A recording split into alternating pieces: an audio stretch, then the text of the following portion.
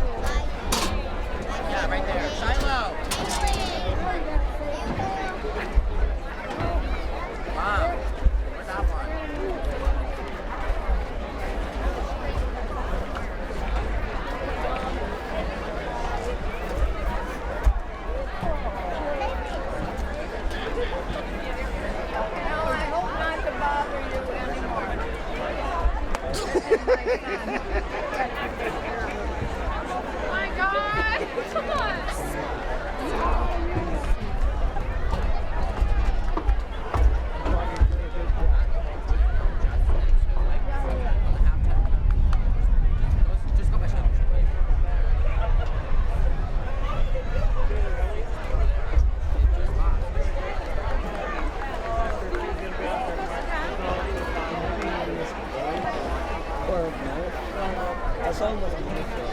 Okay.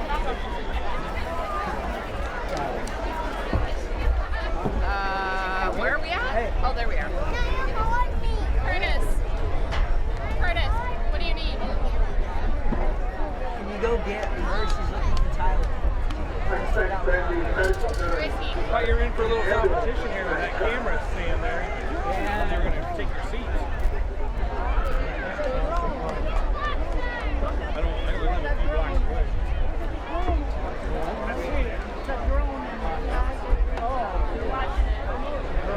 Watching you.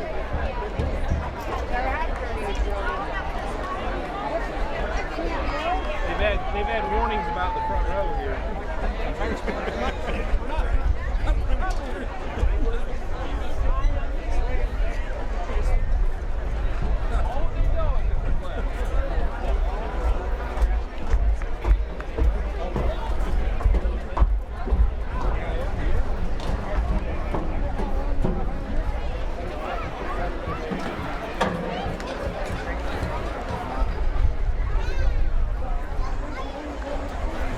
Did you see that? Come with me.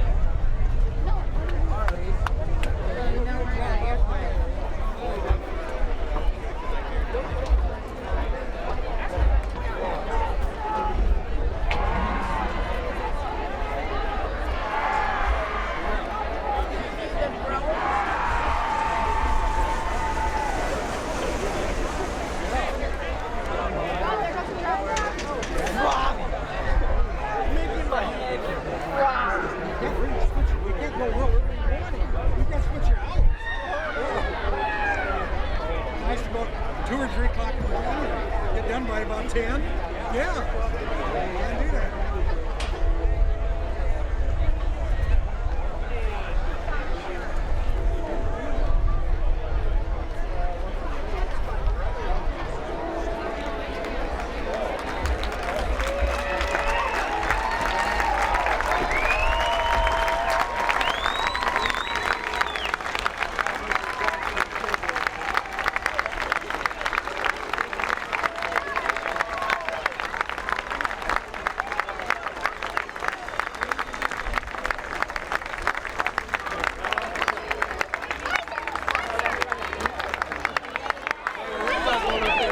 I can bring it on down and show it up. Good evening, ladies and gentlemen, and welcome to Webster City High School.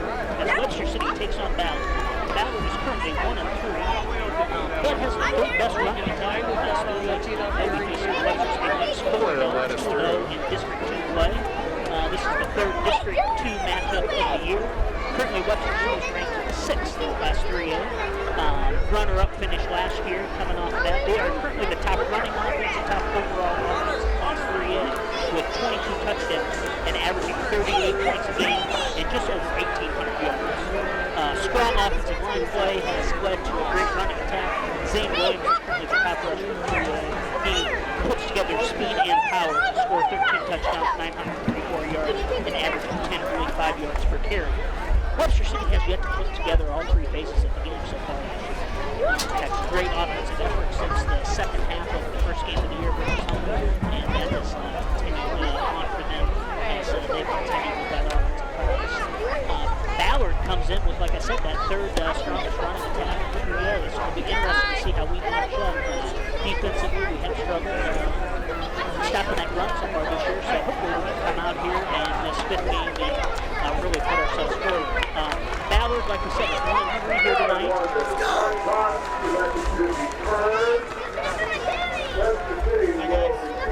But they played some very good teams. They played a high-powered Carlisle team out of district, and then they've also lost to Dallas Center Grant, who's currently ranked 2nd in the state. Powerful District 2, again here in Class 3A, we've got Boone currently ranked 10th, Webster City at 6th, and like I said, Dallas Center Grant 2nd, who we play next week. But right now, when the focus all week has been, we've got to get past this game with the Ballard Bounders. Again, strong wrestling powerhouse as well, so they're going to bring some great defense. They have been stopping the run throughout the year, so it'll be interesting to see how one of the top rushing attacks in the state in any class goes up against this Ballard Bounders defense. Webster City is going to start out on offense right away here as Dallas hasn't heard. The kickoff in the second half, and we're looking for a great football game.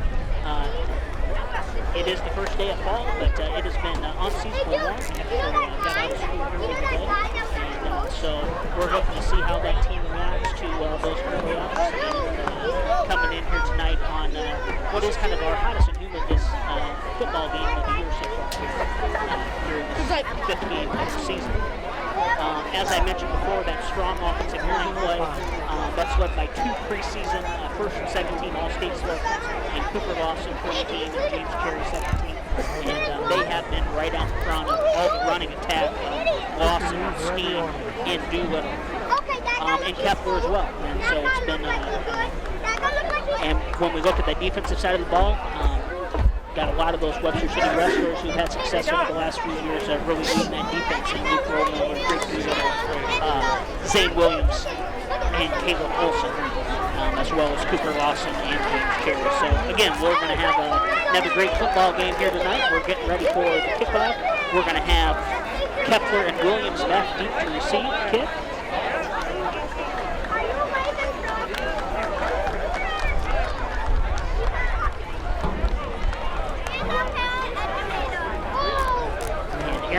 From Ballard to kick off.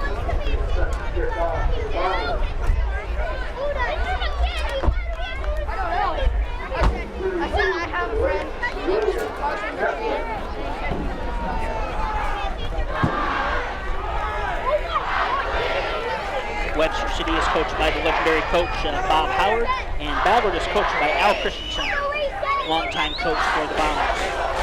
Looking for 2 coaches that know each other well to get out here tonight, and I'm sure they've been focused all week on the big game ahead here.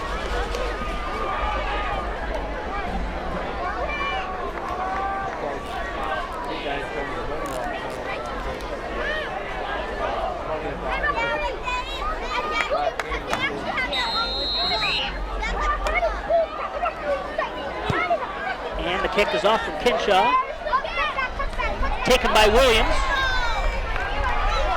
and he cuts up the field and is going to be dropped right at about that 27-yard line. We'll be starting off 1st and 10 for the Lynx.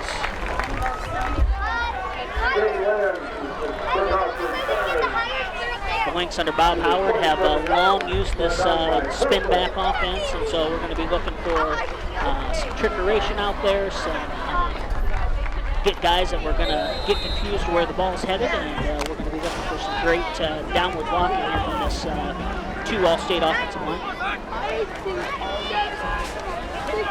Ball's taken by Kepler, tripped up by number 64, Joshua Datar.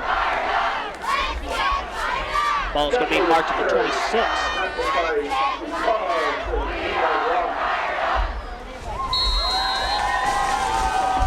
Loss of about 1 on the play. We're going to be sitting here at 2nd and 1.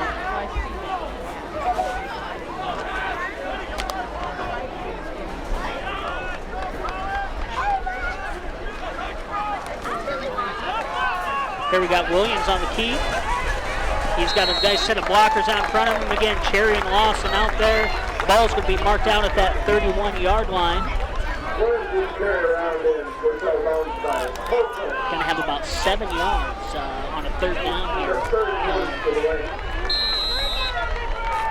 for the Lynx. This is not quite where the Lynx want to be here at this point in the game. They like to get in those 3rd and manageable positions. Aren't often known as a passing team, but with Skeen as the new sprint back this year, quarterback, have a lot more options there with him and his arm throwing the ball. And again, we're going to have a keep, and he's tripped up again by number 64, Datar.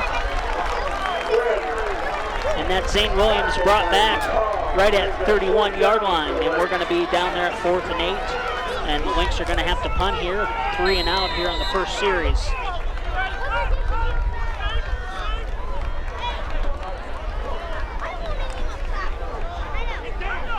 That Ballard defense was just as advertised. You've got Jordan Tanner back for the punt.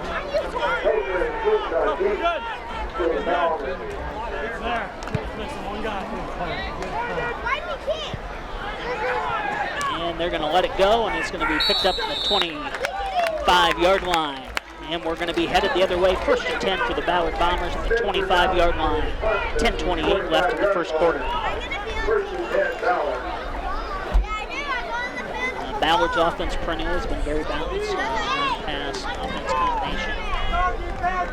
And I expect to see that again tonight. As we said, their rushing attack's currently ranked 3rd in 3A, and so they're going to look to get off the ball and show their offensive running attack as well here tonight. And we're passing on first down, and that pass goes incomplete, intended for number 8, Jack Webster. And we'll be second down here in 10.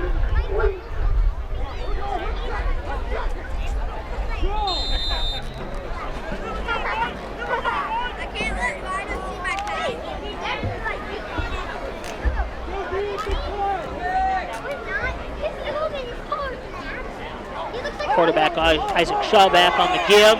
Gives it to number 3, Gavin Hobbs. Hobbs is taken down after a very short gain.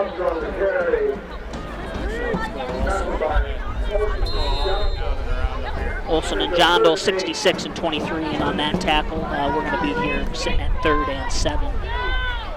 And again, this is neither one of these teams tonight really want to get into this long down and distance here on 3rd down. And so we'll see what they come out. And like we said, they're pretty balanced on the run and the pass. And the gives to number 7, Reese Hune, and he's going to be stopped right at the line of scrimmage. And again, we've got Olson in on the tackle there. Jondal in on that tackle again as well, and those are 2 guys that have been racking up a ton of tackles so far this year. That big defensive line, Cherry got in there again, caused a nice penetration and really blew that play up. Ben Hulk will be the punter here. And it's going to be caught by Steen, and he is going to return it. And he's going to be tripped up at that 36-yard line. Lynx are going to be starting their second drive of the game with 9:04 left in the first quarter here at that 36-yard line. Hopefully, let's see here, the Lynx get this next drive going here, get off on a good foot, and score some yardage right away here on first down.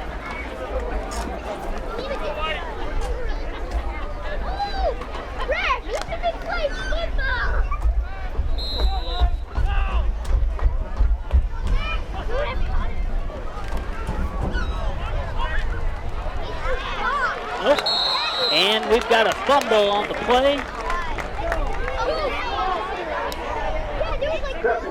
But they're going to say down, and that was carried by Kepler. It's going to be second down and 11 here on the play. Kepler coming around and lost the ball, got a punch down, but they said he was already down by contact. Will be second and 11 here, 8:30 left in the first quarter.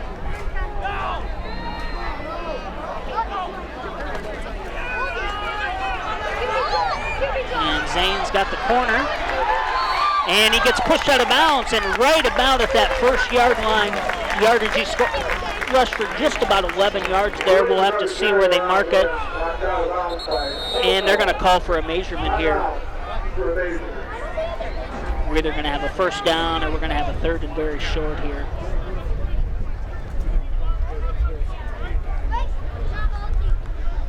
Again, you can see that power and speed from Zane Williams, and ref does give it the first down, and so we're going to be 1st and 10 here for the Lynx. Their first down of the game, and again, those long yardage pickups, that 10.8 yard average that we talked about coming out of Zane Williams is again about exactly what he has there on his big run there around end.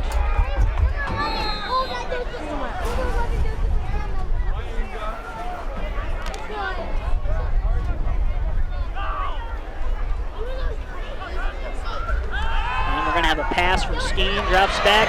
He gets wrapped up and taken back down at the 35-yard line.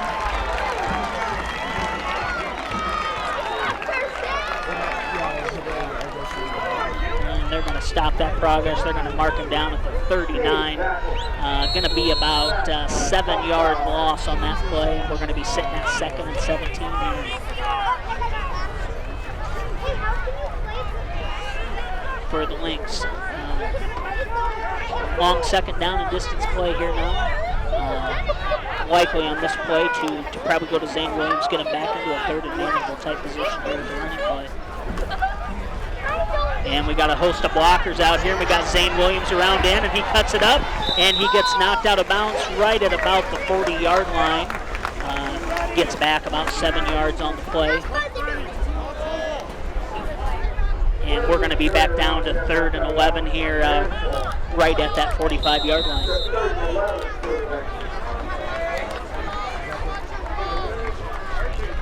Again, Ballard's doing a nice job of getting penetration, fighting off those big linemen, and breaking down with great tackles. We talked about Ballard's wrestling success, and you can see that in turning over there in their tackle. And Williams is wrapped up by number 62, Ben Lee, offensive and defensive lineman and 11th grader for the Ballard Bombers. We're going to be 4th down, sitting again at that 45-yard line, no gain on that 3rd down play. And the Lynx are going to have to punt her away and hope for some field position and get that defense back out there on the field. Number 4, Jordan Tanner's back to punt.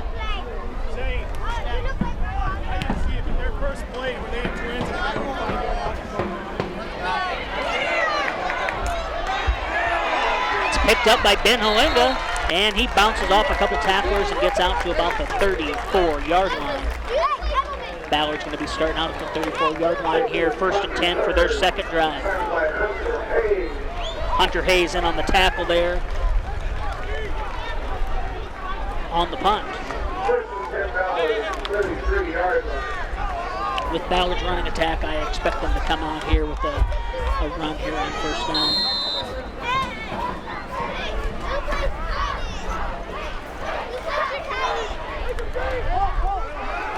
Ballard does spread them out, but they do run it right up the middle there. Ball's going to be marked at the 36-yard line.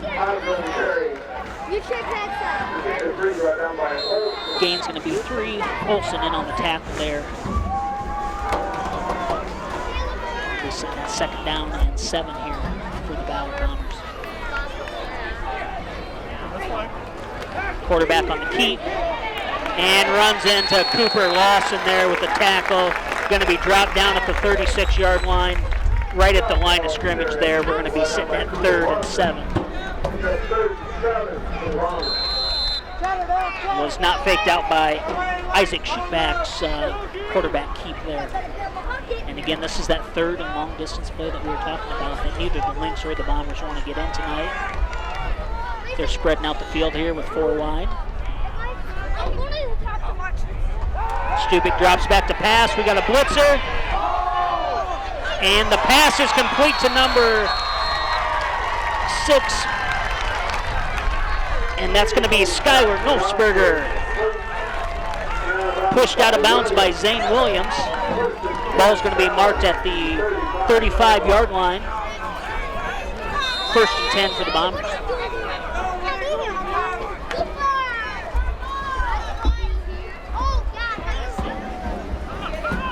Sheeback on the give, wrapped up after a short gain. Give that a 2-yard gain. We're going to be 2nd and 8 there. John DeWin on the tackle there. The Bombers sitting here at 2nd and 8.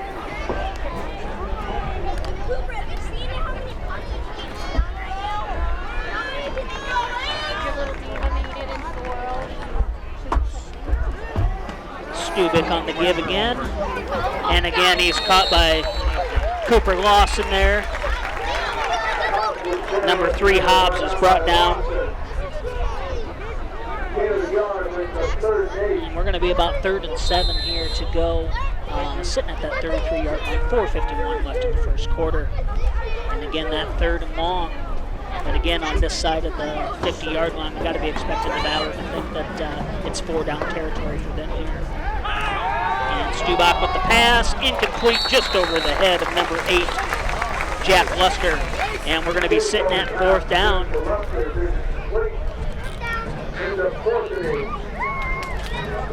And with this 4th down play, sitting right here at that 34-yard line, you've got to assume that they're going to be going for it here. they've regained that field position game here and really have nothing to lose here by going for it on fourth down, especially the way their defense has been playing so far this first quarter.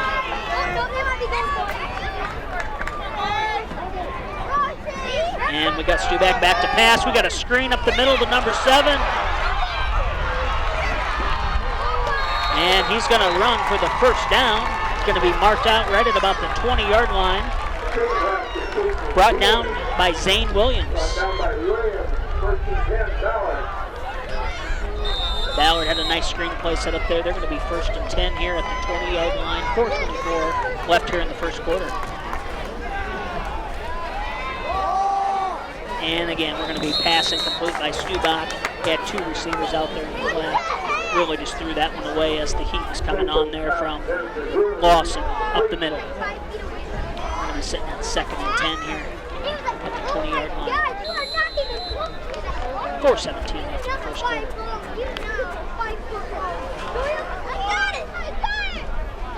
We've got 2 wide receivers split out to the left, 1 to the right here. And the quarterback on the keep. And he gets out of the grip, and he's going to end up rushing for about 5 yards. He's going to get down there to about the 15-yard line, a 5-yard gain there on 2nd down. We're going to be sitting here at 3rd and 5. And again, as we talked before, they're really in 4-down territory. Maybe almost getting into field goal range here. They do got the wind at their back here with 4:10 left here in this first quarter of play, with the score being 0-0. Got 2 split to the right, 2 split to the left here. Spreading that Lynx defense out. Stuback drops back to pass, and over the middle, pass is incomplete. Right through the hands of Gannon Muntball. And we're going to be sitting here at 4th and 6. And again, we'll get a good idea. They're going to go ahead and roll the dice and go for it here the way they've been driving the ball and picked up that last 4th down play, and they're going to go for it here again. We got 3 split out on the short side of the field here. 3 to the left, 1 to the right. They got that bunch set on that short side of the field. And Stuback goes back to pass. And again, on the initial rush, Williams breaks down. But he's going to run for the first down. Going to be here 1st and goal at about the 2-yard line. That's going to be 1st and goal for Ballard.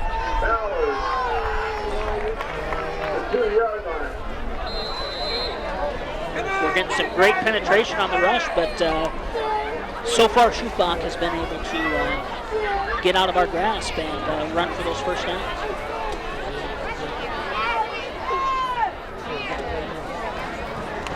Schufbach on the give over the left side. And touchdown for the Ballard Bombers. Given to number 6, Skylar Nofsberger. And currently sitting at 6-0, and looks like Ballard's lining up here to go for the extra point. Kind of do the swinging gate approach, see how they're going to line up. And the Lynx are going to play them honest, and so they pull it back in here for the extra point.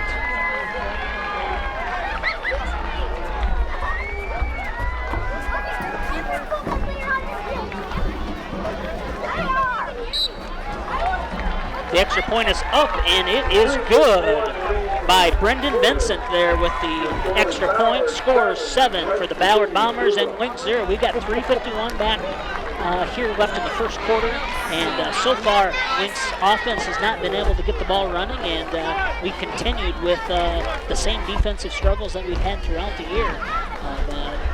Not being able to stop that run and struggling on the pass defense as well. So we'll see how the Lynx respond here, and if they can come back down the field here in the end of this first quarter and really put some points on the board here and get the Lynx back in business.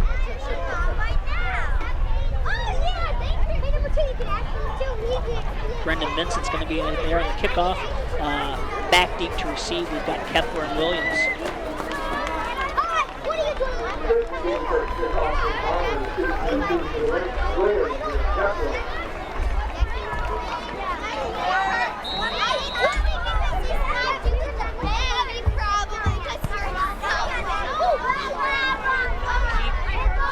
To Kepler. Kepler's got it at the 15, the 20. He's fast. He comes all the way up to the 30-yard line. Lynx are going to be starting first and 10 at the 30 as Webster City goes to get this third drive and really put a drive together here with this top-ranked offense in the state. Let's see how they do against this run defense. So far, this run defense has been penetrating through those holes and causing us some havoc in the backfield. So hopefully Lynx here can get the ball going here with this third drive of the game.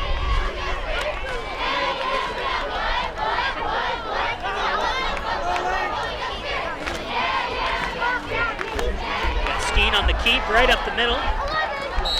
He's going to come out to right about that 36, 37-yard line. And nice gain of 7. Nice gain of 7 there. Sullivan out of the bombers. We're going to be sitting here at the second and 3. 3:25 here after the first quarter.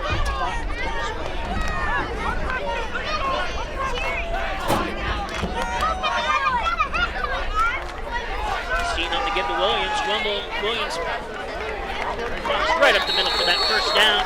He's going to be marked right at the 46-yard line, gaining about 7 yards. And that's going to be a nice Webster City first down. And this is about right where they got hung up before. So let's see if they can get a couple more of these first downs put together and get that field position back in play.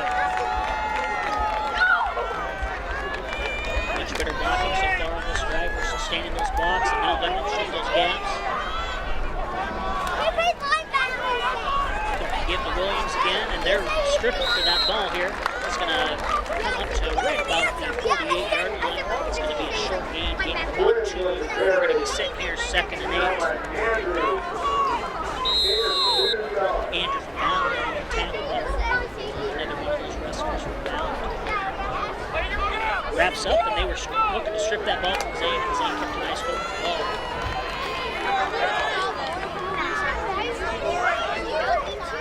Got the keep right up the middle. Skeen keeps the ball, the spin back there. Beats him 4 more yards there on third down. We're going to be sitting here at 3rd and 4. Clock's down to 2 minutes here left in the first quarter. And we're just on the other side of the 50-yard line. And this is where we've got to be converting. You know, if we're going to be that 6th-ranked team in the state, this is where we really need to be able to convert these third and short. This is right where the Lynx want to be here in this third and manageable position. And we've got Williams on the keep. And he's able to run around in and get that first down, and he's knocked out right at the 39-yard line. Going to gain about 7 yards on that play.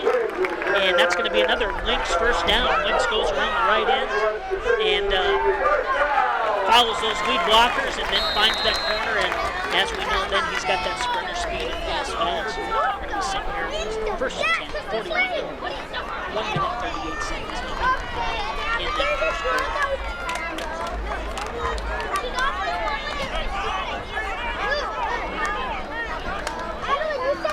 We got Kepler coming around in. And he's going to step out of bounds right at about the 30-yard line. And that's going to be enough for another Lynx first down. That's going to be an 11-yard carry there for Kepler. That's, again, nice blocking there around the end. Kepler found the edge. And then a nice 11-yard gain. And the Lynx are on the roll here now. 30 left in the first quarter. And we've got Skeen on the keep right up the middle. He keeps driving, and he's going to be down right at about the 21-yard line. Nice gain. Looking at about an 8-yard gain there. Going to be sitting at second and 2. Great 8-yard gain on first down, and this is right where the Lynx want to be. Second and manageable here. Really any play in the playbook's open for the Lynx right now.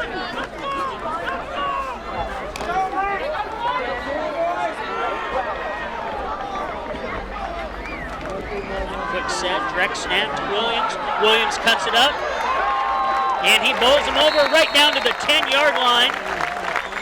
Again, his typical 10.8, 11-yard gain there on and another first down for the Lynx. We're going to be first and goal right inside the 10-yard line, sitting at about the 9.5-yard line. 50 seconds left here in the first quarter.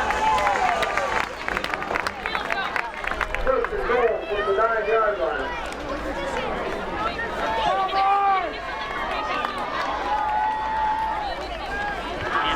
Steen on the keep, right up the middle. He bowls some guys over, and he's going to be marked out just outside the goal line, just short.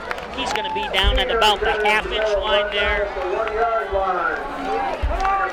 2nd and goal here. Steen on the keep. 19 seconds left here in the first quarter. Be interested to see if Bob wants to get another play off here before the quarter.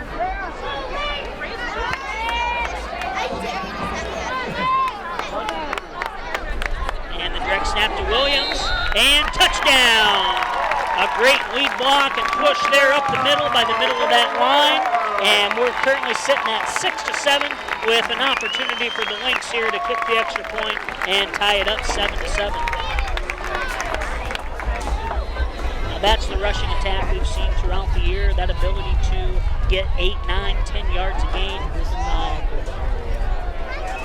per play and really pick off those big yards. Hopefully this is more of what we have to come here throughout the rest of the game.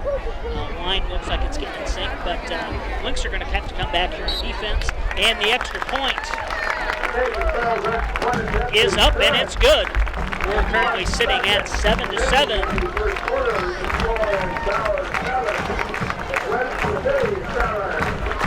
We've got 1.4 seconds here left in the first quarter here.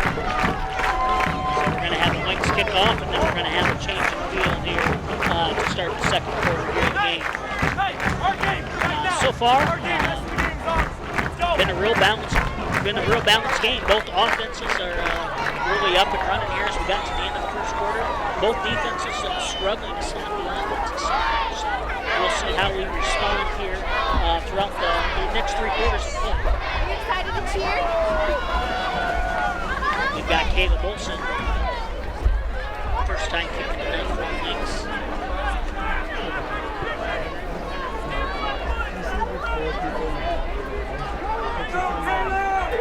We've got the running back Kuhn and Kinshaw, both listed as running backs back in the and we've got a deep kick about the 4-yard line, picked up by Kinshaw, and a beautiful tackle by Doolittle. 2-time state qualifier, so going to take the guy down right at about the 12-yard line. Great tackle there in the open field. And so we're going to be switching the field of play here. How you doing? Start and get ready to go with that second quarter. And let's see how this Webster City defense responds. And see what we have drawn up to stop this really balanced so far. This really balanced Ballard team who's been able to both run and pass so far as we move throughout this first quarter. And as we roll into the second quarter here tonight.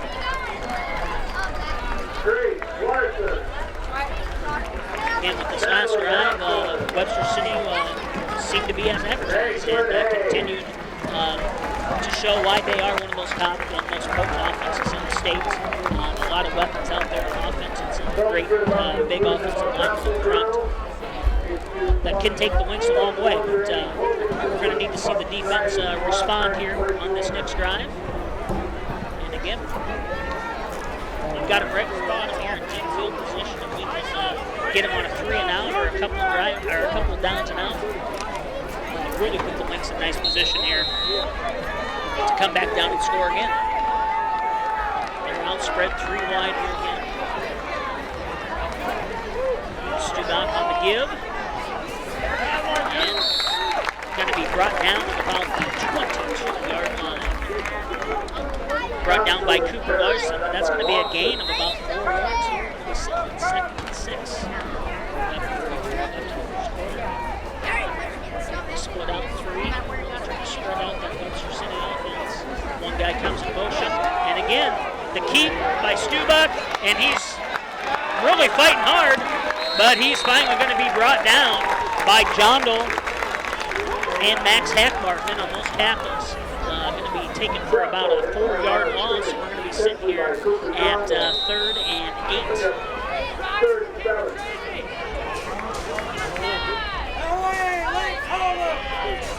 Webster City finally able to wrap it up, but Stubach is not going to go down easy. And again, we've got 4 wide receivers out here spreading the ball. It's up the middle. And we got a great rush on him. Stuback's rolling out, trying to find the open man. And that pass is going to fall incomplete. And just like we said, the ability for the Lynx to stop the Ballard Bombers, make them go 3 and out here, and Lynx have a great chance for some field position. Ballard's going to have that wind blowing in their face in this point.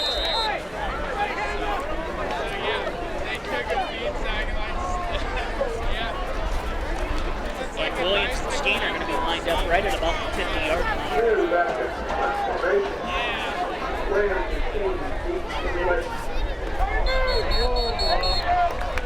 Flag on the field. We're going to have a flag on the field here.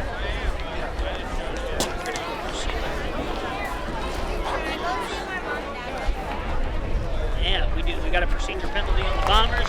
That's going to set them back even farther. False start call against Ballard.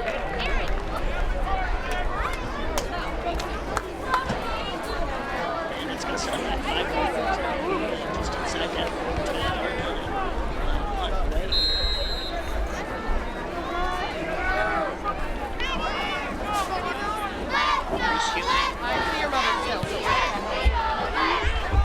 And Williams going to take it, and he's off to the races.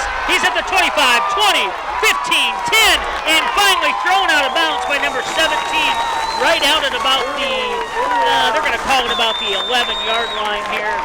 Lynx are going to have it 1st and 10, just outside that 11-yard line. Williams caught that on the run, and he just took off. You can see that speed. Thank goodness for that punter being back there to save the day.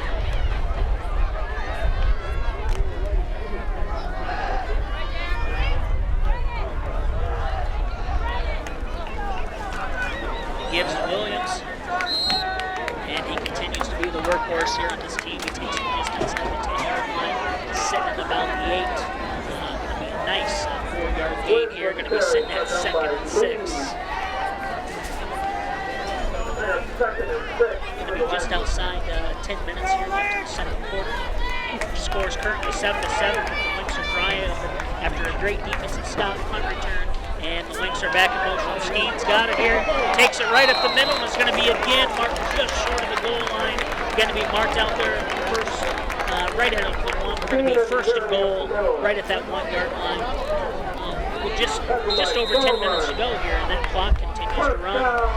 With that Lynx offense and the way that run attack goes, that climb will really tick off the clock faster.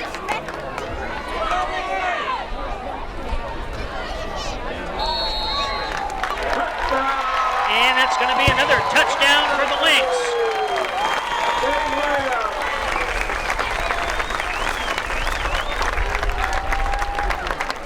It's going to make the score 13-7. And again, we're going to have another kick here by Nathan Farrell, who that's his duty, is to come out here and kick these field goals for the Lynx. So far tonight, doing a great job for him to convert the second one for the night. And Farrell with another nice kick and straight through, and the score is going to be 14-7. 9:45 left here in the second quarter. And that was exactly what the Lynx needed to do, was to have a nice 3 and out, get a nice field position off that punt return, and they again convert there on that strong offensive run attack. And now let's see if the Lynx can come out and do it here again. 9:45 here left in the second quarter.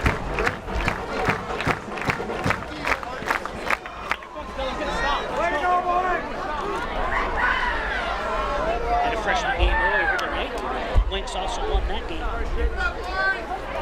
in close fashion with the Bombers. So looking to cap off the nightcap tonight with another great win for the Lynx. Hoping to go 5-0 going into next week versus Dallas Center Grimes, currently the number 2 ranked team in the state. We have a tough game down there in Grimes next week. But right now we got the Bombers in a tight match here, 14-7. And it's Caleb Olson looks to kick deep for the Lynx. Low line driving kick. And that's going to unfortunately go out of bounds before it's touched by the Bombers.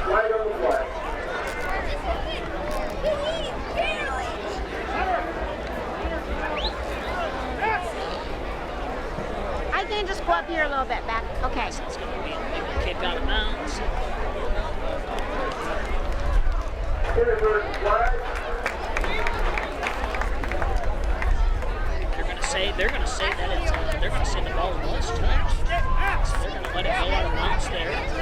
They're going to let it go out of bounds there and be marked down right about the 10-yard line again. Ballard's starting a tough field position there. They decided to pick up that flag, saying that it was touched. Ballard's going to start here. First and 10 on the 10. Again, they're splitting out 3 to the right, 1 to the left. And on the keep right up the middle. And the running back's going to go ahead here. About 3 yards to the receiver. Say, keep up.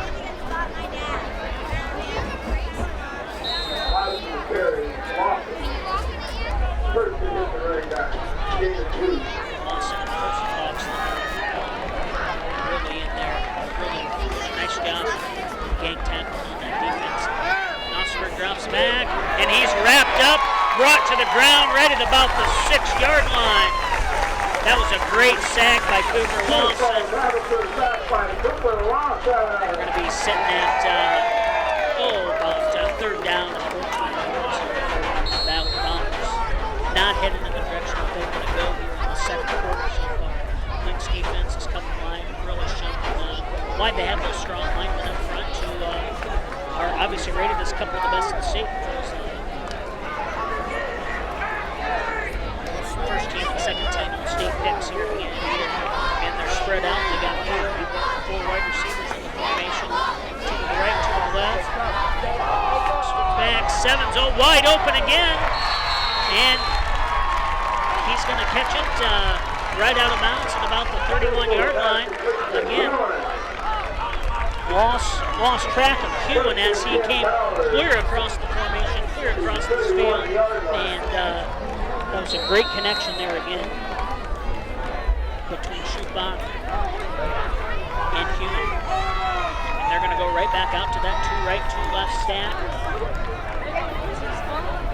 Those receivers give right up the middle, and he's going to be stopped after no gain there. It's going to be second and 10 for the Lynx. Oscar, the running back, and Lawson, and another great tackle there for the Lynx.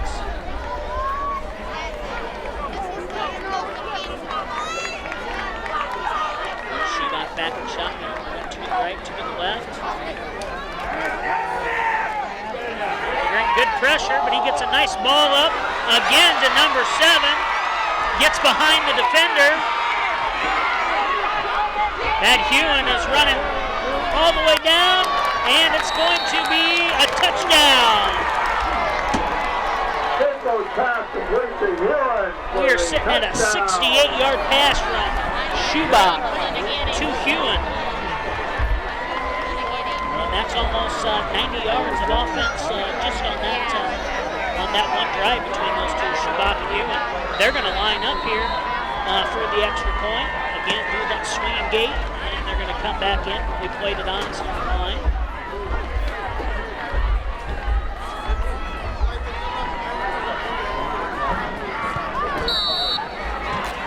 And just like that, we're all tied up 14-14 with 7:40 left.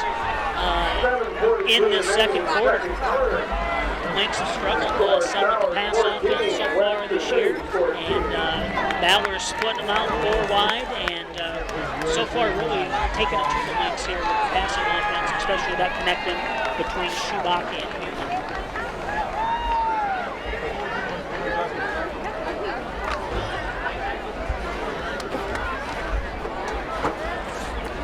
How the Lynx can respond here with 7:40 left in the second quarter.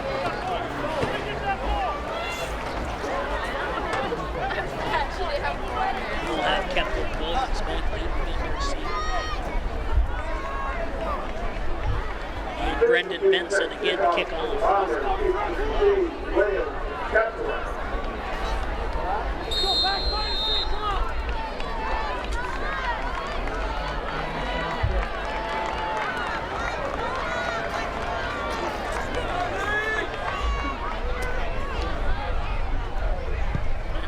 that kick in the lane. A nice driving kick picked up by Williams. He's at the 15, the 20, the 25, and he's going to get stacked up there in the middle right at about that 26-yard line. So he's starting off first and 10 at the 26 here. 7:35 left in the second quarter.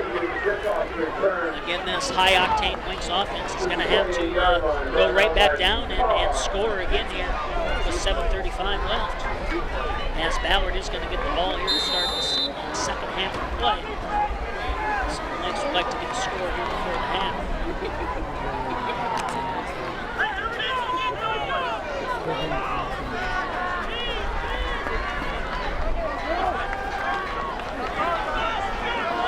Carry up the middle, he's going to dive forward to about the 31-yard line. It's going to be about a 4-yard gain. We're going to be sitting at second and 6.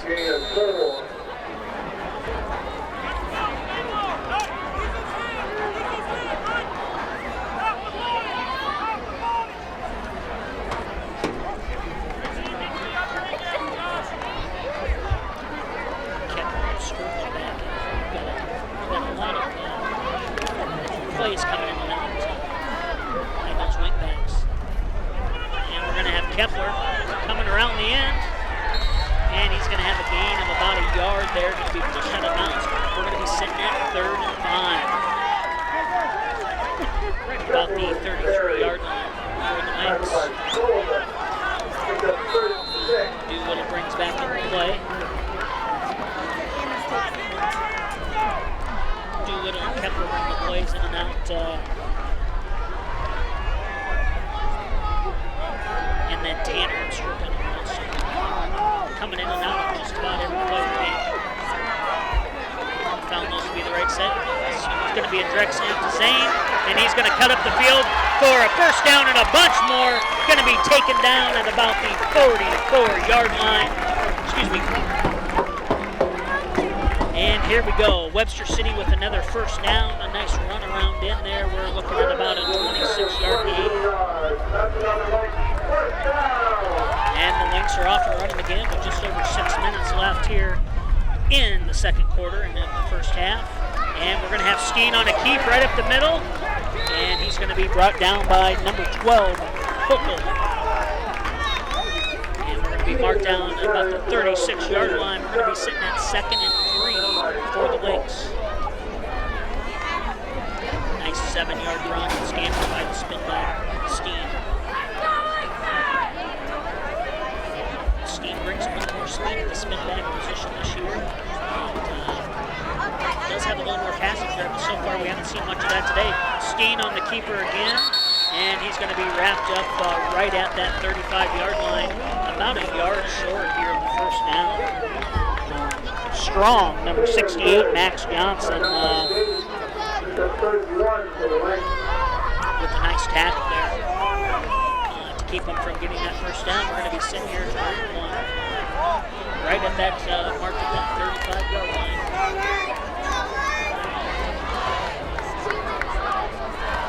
Got the direct snap to Williams, and he's up the middle and drives forward to about the 33-yard line. Nice little 5-yard gain.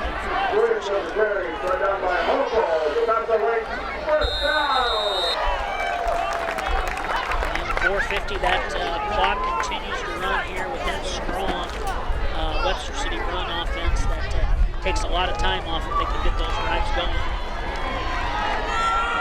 Real short splits of the linemen, very typical of the offense, and the give's going to be to Doolittle, and he continues to drive those feet. He's going to be marked at about the 25-yard line. It's going to be a gain of 4. Going to be sitting here, but we'll call it 2nd and 7 there, with 4:18 left to go here in the second quarter.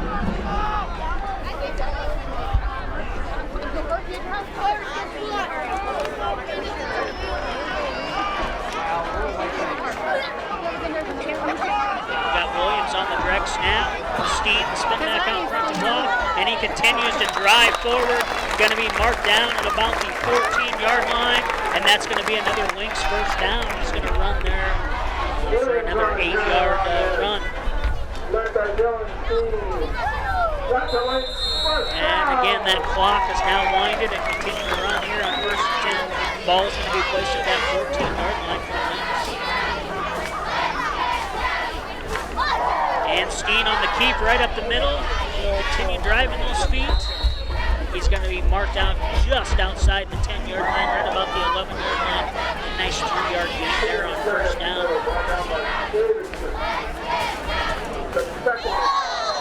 Second and 7. Gus, Webster.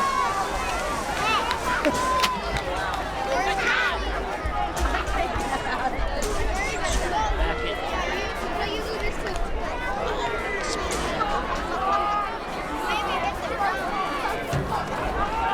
Again, we've got that direct snap to Williams, and he's driving ahead, driving forward, and is going to be marked out just at the 6-yard line there.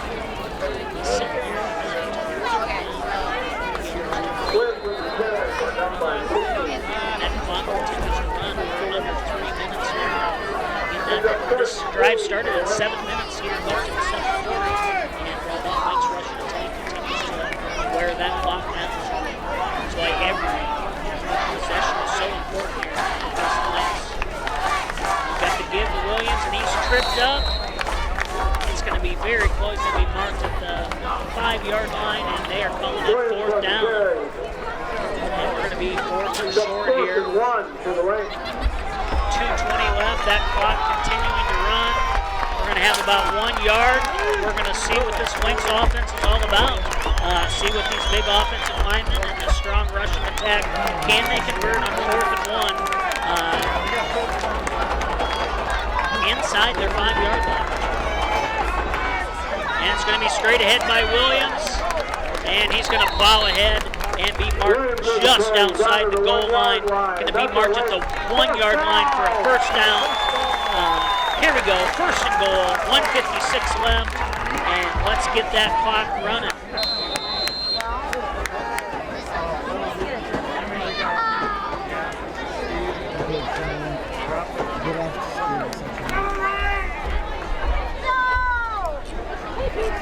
And that's going to be Williams for the touchdown. Right up the middle. It's going to be another Lynx touchdown. That was a great drive put together there. Taking about 5 minutes off the clock, and really was that ground and pound running offense that we've seen all year from the Lynx, and what makes him the best running offense in the state in Class 3A so far this year. And Williams so far tonight has added 2 more touchdowns to his already 13 on the air, sitting at 15 touchdowns. And the Lynx overall touchdowns going to 25. And the kick is up, and it's good. We're sitting at 21-14. Nathan Farrell, the kicker, again on another extra point. Caleb Olson will come back out here and kick off for us again. Strong leg linebacker, great wrestler for the Webster City Lynx. Had a great baseball season this summer. One thing you're going to notice about the Lynx is they are not one-sport athletes. Most of these guys are involved in multiple sports. We've had great wrestling, basketball, and had a great baseball season this summer. And so all of those things have kind of continued to roll over. Bob Howard, head football coach, is athletic director, and also the head strength and conditioning coach. Really encourages these athletes to be multi-sport athletes. Something as we go along here, we haven't seen as much of anymore, and so something that a 3A school, Webster City side, should have a lot of pride in.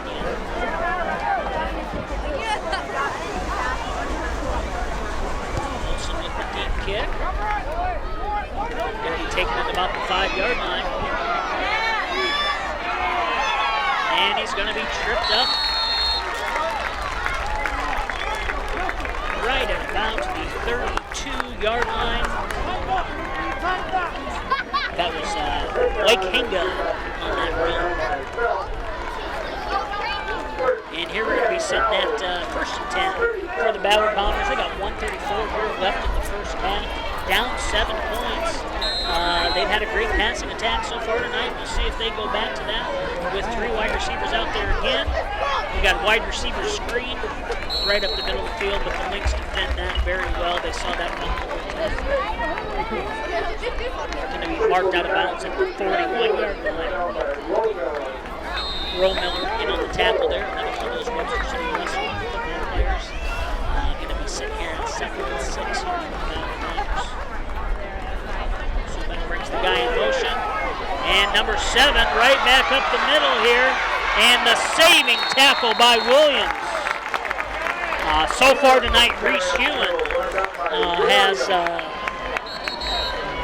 scored a number of the yards here. We're going to have a timeout called. Timeout by Ballard. Ball's going to be marked right at that 30-yard line, 1st and 10. Just over a minute to go. Really first timeout here called for the game. And hopefully for Webster City, it gives them the opportunity to regroup too. We're going to have to keep an eye there at number 7 and the quarterback there as well. They have combined for pretty much all of the offense.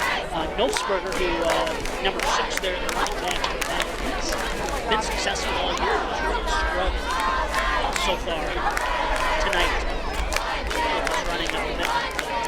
But those passing and that run around in by Hewitt has been strong.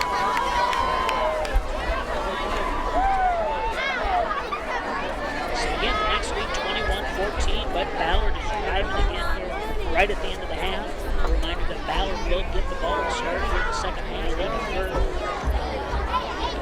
Coin toss there at the beginning of the game. Have two receivers split to the right, and now we're going to split them all out here. We're going to be on that 3-and-3 stack.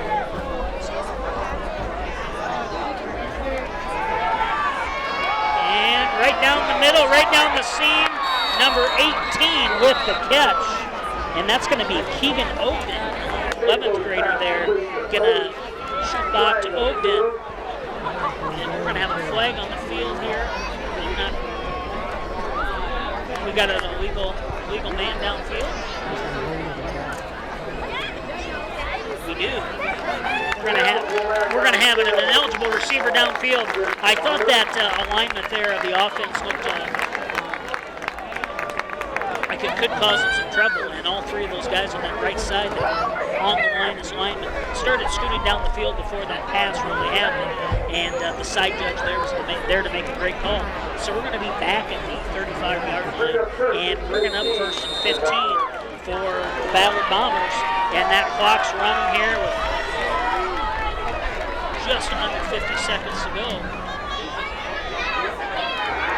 And he drops back to pass. Got good pressure there by Cherry, and he's just going to throw the ball away as Cherry had some nice pressure on Schufback.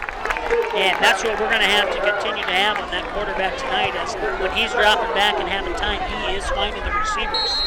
That pass is going to go in complete, 2nd and 15, ball 35 yards, 40 seconds left in the first half of play here, right at the end of the second quarter. And they're going to go 4 wide here. Going with those stack receivers set. And they give the give right up the middle.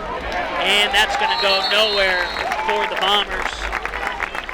They're going to gain a yard on that to the 34-yard line. Going to be 3rd down and 14. And Ballard's going to take another timeout. It'll be their 2nd one of the half.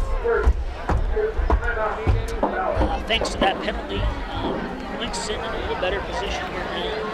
With 3rd and 14 to go for the Bombers. But as we've seen, they're able to strike on those long passes at will when they have time to pass. That combination of Hewen, who so far this season hasn't been a large part of that running offense that we talked about. Nolfsberger has really been the anchor. We talked about Ballard being that 3rd-ranked team in Class 3A and rushing with almost 1,200 rushing yards so far. But tonight, we've known the Lynx are susceptible to the pass, and they are looking to exploit them tonight against the Lynx.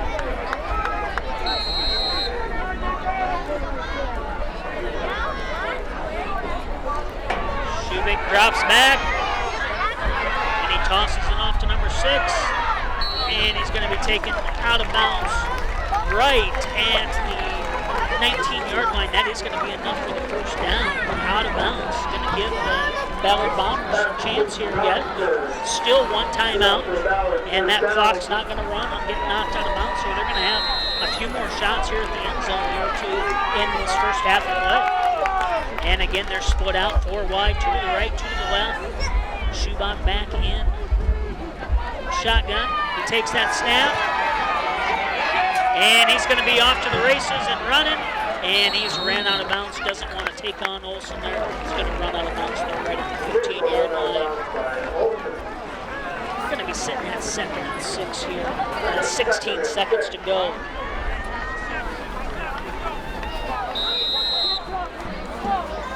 No Bombers receivers were open there, and so Schubach just took it under his wing and took it himself there.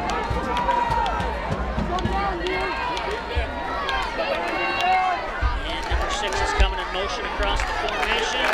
And Schubach's back to pass. Can't find an open receiver, and he's just going to have to throw it away. We're going to be sitting at 3rd and 6 here. 9 seconds left in this first half. Running out of time and running out of downs for the Ballard Bombers here to end this first half.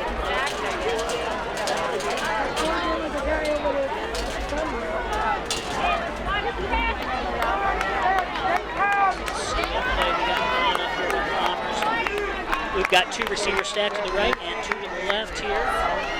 Number 7 comes in motion. Shootback's going to go on the quarterback keep, and he's going to be tackled. Looks like he's going to be short. Going to be right at the 10-yard line, short of the first down. Ballard's going to call that final timeout of the half. And we're going to be sitting at 4th and 1 yard. 3.8 seconds left here in the first half. What are the Bombers going to do? Are they looking to kick that field goal and they run that score 21-17? Or do they got the play up their sleeve that they're hoping to put this in the end zone, taking it to halftime and a tie game?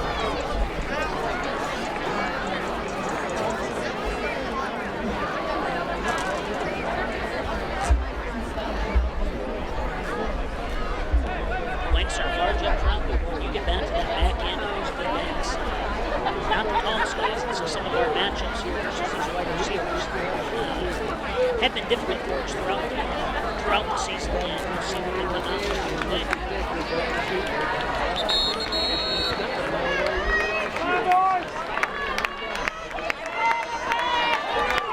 And it looks like they are going to kick that field goal, try to make it a 21-17 game here.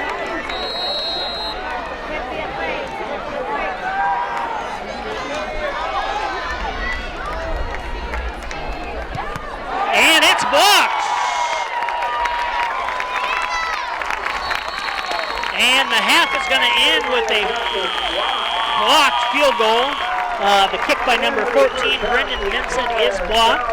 Great snap and hold, but just couldn't get that kick above the arms of the lineman. Going into the halftime, we're going to be sitting at 21-14.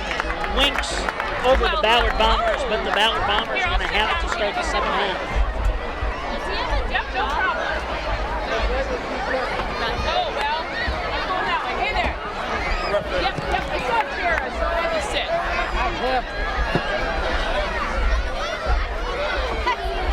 All I remember is tape.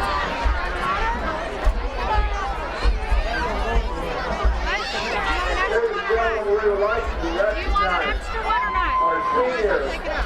cheerleader, What? Hawkins Edwards, Which one? in front of Danielle Edwards. Hawkins has done football and wrestling cheerleaders for 3 years. Throughout high school, Hawkins has been involved in student council, homecoming, YCL, training club, yearbook, and he was a dancer at the dance camp. After high school, Hawkins plans on attending Kirkwood Community College, major in pediatric nursing.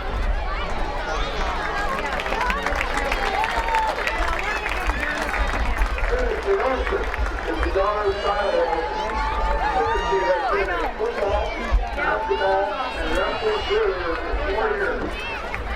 Throughout high school, she has been involved in student council, dance therapy, blood drive, homecoming, CYL,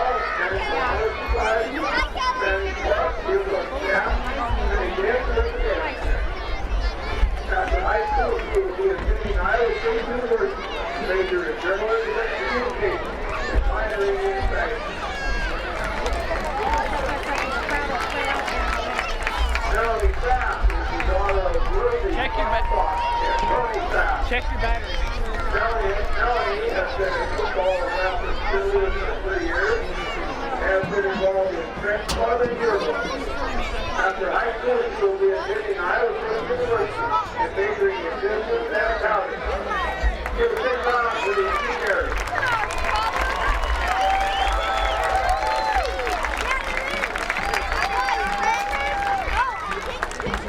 Ladies and gentlemen, now please welcome your little Lynx cheerleaders. They weren't. This was a running thing.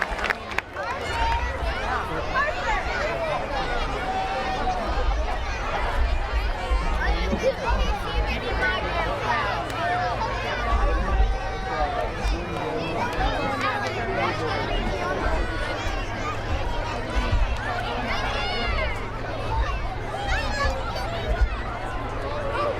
your brother get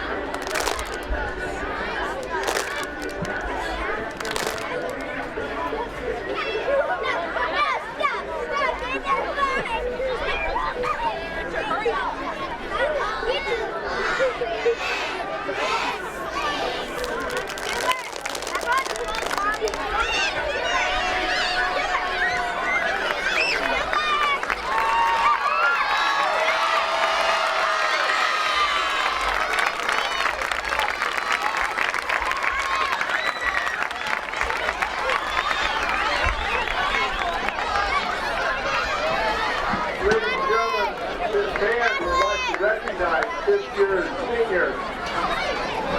Kathy Bergman is the daughter of Reese and Ben Bergman of Stratford. Next fall, she plans to attend Kirkwood Community College to major in animal genetics and biology. Alex Burns is the first Kansas Demon of Webster City. Next fall, he will be traveling during his gap year. Tanner Croft, son of Randy and Randy Croft of Webster City. After graduation, he plans to take a gap year. Katie Greenfield is the daughter of Andy and Clay Greenfield of Webster City. Next fall, for plans to attend Iowa State University, but has undecided on a major. Wait, Matthew Tyler. Johnson is the son of Gloria and Brent Johnson of Webster. Plans to attend Iowa Central Community College next fall, major in education, with a specialization in school counseling. Alyssa Obrecht, the daughter of Dawn and Greg Obrecht, her plans next fall are to attend the University of Northern Iowa to major in local education. Connor Kristen is the son of Debbie and Dan Kristen of Floresburg. After graduation, he will be attending Iowa Central Community College to major in criminal justice. Zach Rollins is the son of Susan Arnold and Chris Rollins of Woolstock. Next year, he plans on taking the MD.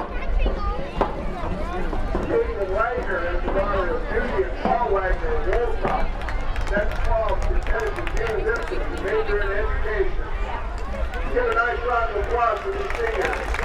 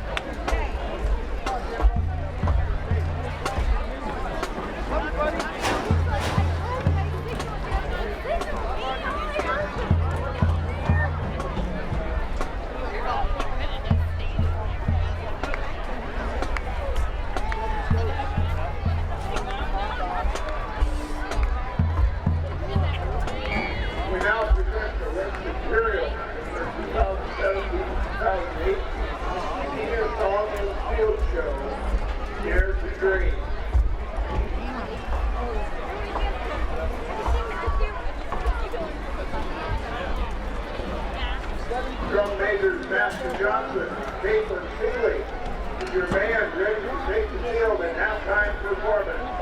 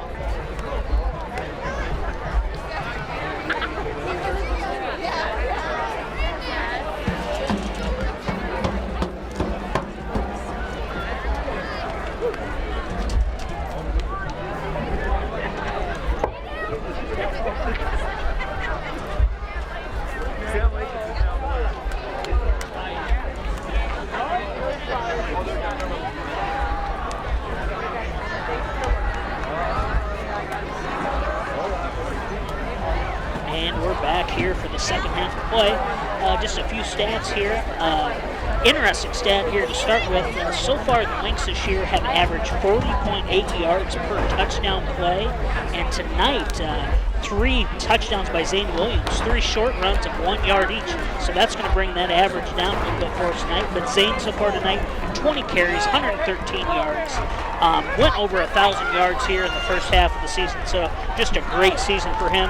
Webster City has 166 total yards, all on the ground, no pass attempts tonight. Ballard, 210 yards of offense, 154 from Schubach, who is currently 6 of 13.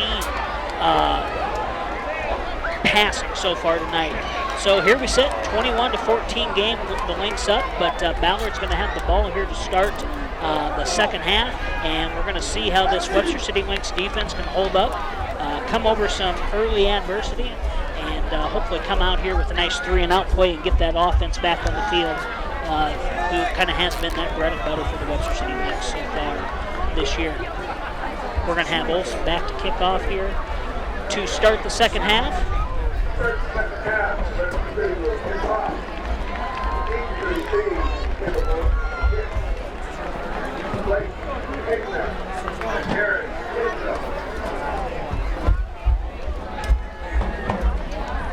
And we're going to have Hinga and Hewen back deep to receive here.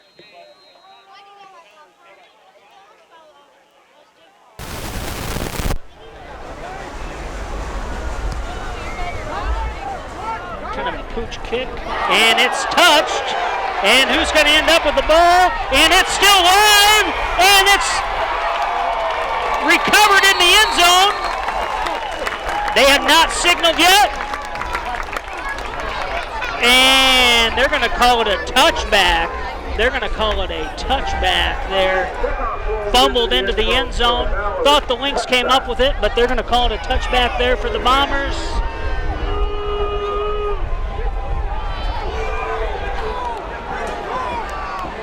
They're going to say no control in the end zone there, and that ball's going to come out to the 20-yard line. 1st and 10 for the Ballard Bombers.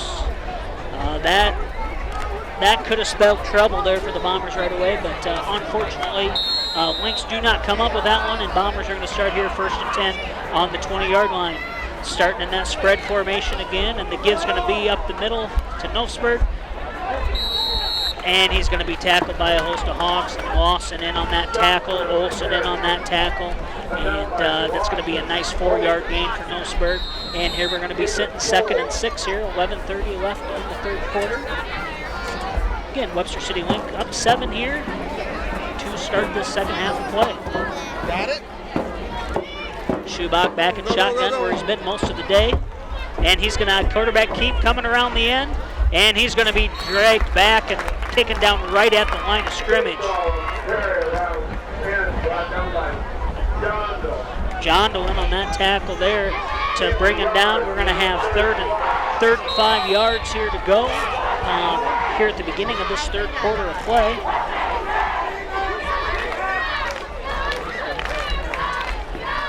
And we're going to have 4 wide receivers spread out here again. Number 7, Hewen coming in motion. And right over the middle, pass is going to be incomplete. Intended for number 6, Nofsberger there coming across on that slant route. And so coming out, we got that 3-and-out just like we talked about that we wanted for the Webster City Lynx. Put the Bombers back deep and give the Webster City Lynx a chance to get some good field position. Again, Webster City pulls back 2 on their punt return team here. We're going to have Williams and Steen back deep. Currently sitting right at that 45-yard line waiting for that punt. Hopefully we can get another good punt return off here. And this one's going to be taken by Steen, and he's going to take it on the run again.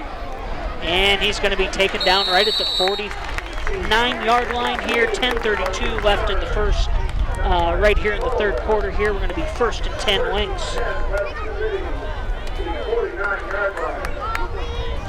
And now we'll see coming out of this second half what adjustments that Lynx offense has made, and can see if they can continue that rushing attack that they had throughout that first half of play with 166 total offensive yards, 123 of them coming from Zane Williams here in this first half of play. And Zane Williams on the direct snap. He's got a host of blockers out there, but they clog it up, those holes real quick, and he's going to get about a yard to the 48-yard line. It's going to be 2nd and 9 yards here for the Lynx. Tough sledding there on that first play from down, especially coming to that short side of the field. There was a lot of guys stacked in there, and just too many Ballard Bombers to block there.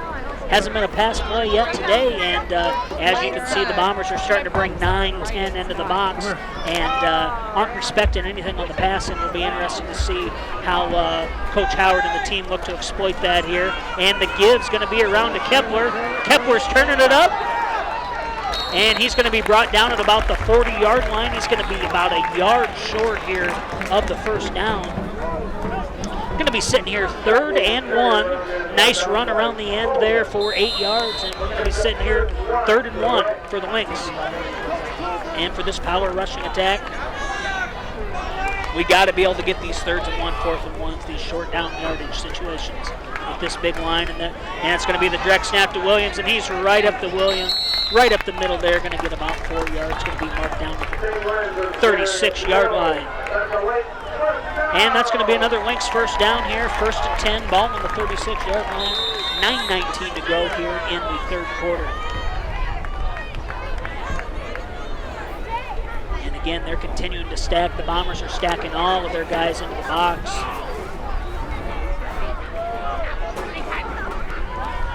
Nine guys in the box, and they sled ahead there. Going to be marked down at about the 33-yard line. It's going to be about a 4-yard gain. We're going to be sitting at 2nd and 6 here. And that clock just continues to run. We talk about that Webster City offense and those long sustaining drives, and how they can take all of that time off the clock. And so every single possession is going to be so important here for Webster City and the Bombers throughout the rest of this game. And we're going to have a direct snap taken by Steen, and he's going to plow up the middle right down to about the 29-yard line.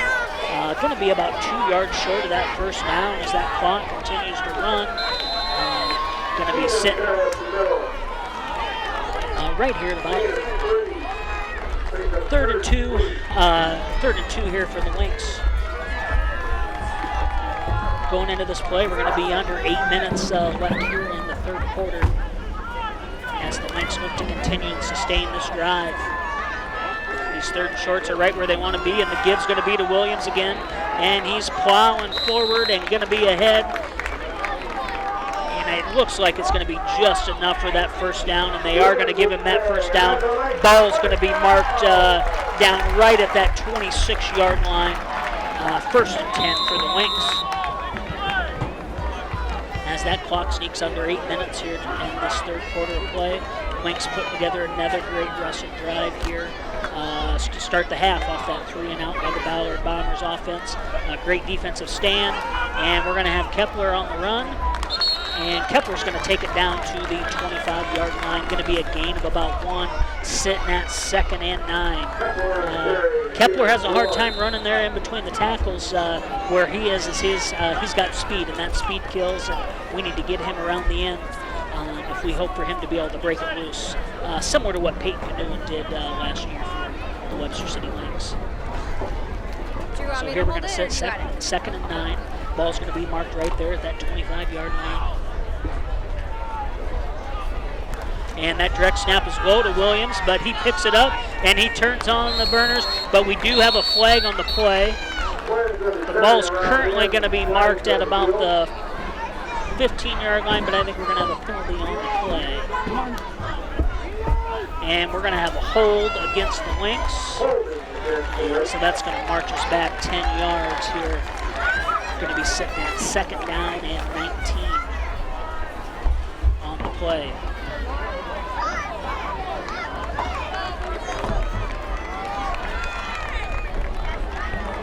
Ball's going to be marked down right at that 34-yard line here.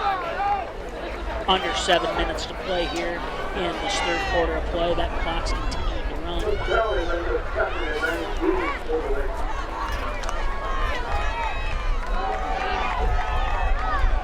2nd and long yardage here, 19 yards to go. Steen with his first pass attempt of the day, and just out of the reach of Jordan Tanner. And we're going to be sitting here at 3rd and 19 to go. 6:34 left in that third quarter of play. First pass attempt of the day goes incomplete. And now we've got a long 3rd and 19. Like we say, not typical downage that the Lynx like to be in.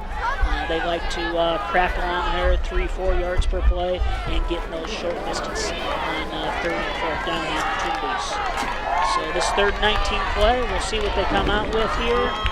And it's going to be a direct snap to Williams, and it's a pass, and it's going to be caught by number 4.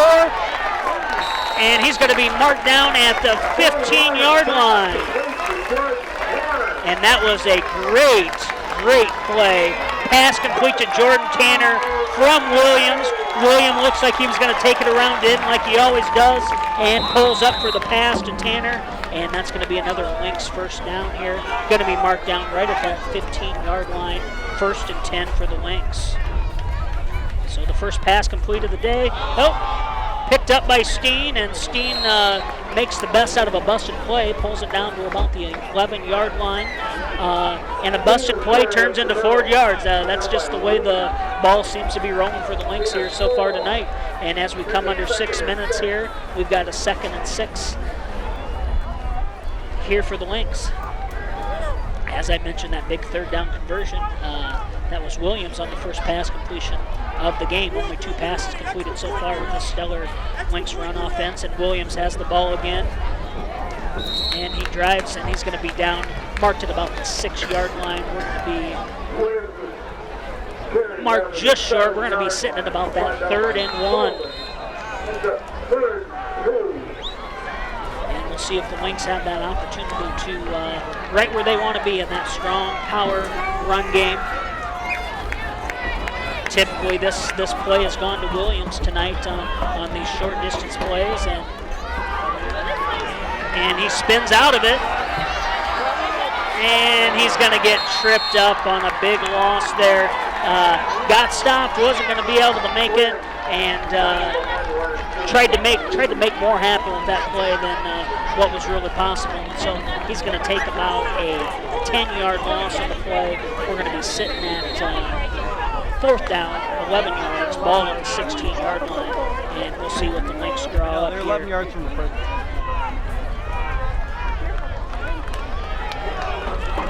And we're going to have Farrell attempt a field goal here, 21-14, just under 4 minutes left here. And the kick is up, and it is no good. A little short and off to the right. And so the score is going to remain 21-14 with 4:26 left in the 3rd quarter. A great drive by the Lynx there after the 3 and out by the Bombers, but unable to convert with any points. And so Ballard Bombers are going to take over here. 1st and 10, ball on the 16-yard line, and we'll be looking for another big stop here from the Lynx. Schubach again is back in shotgun. He's got 3 receivers off to his left in the stack position, 1 to the right, and number 6 comes in motion there again, and he's going to keep the ball coming around in, and that's not going to fool the Lynx. They're going to get it stacked up. Going to be no gain there. It's going to be 2nd and 10. Number 6, Knopfsberg again. Hackbark in on the night tackle there of Knopfsberg, and Knopfsberg just hasn't been able to get that rushing attack going. That's been one of the top of the state so far, so give credit to the Lynx on this rushing defense, but we have some work to do in the pass defense here yet tonight. So Schubach's back to pass. He's looking across to number 18. Pass is going to be complete to the 22-yard line. We're going to be sitting at about 3rd down, 7 to go here in the 3rd quarter. Going to be sitting at 3rd and 7. Long distance yardage again, but with the pass attack so far for Ballard tonight, this is a conversion they feel like they can make with the way they've been spreading that offense out. And Schubach's back to pass, and it's a middle screen and a nice tackle.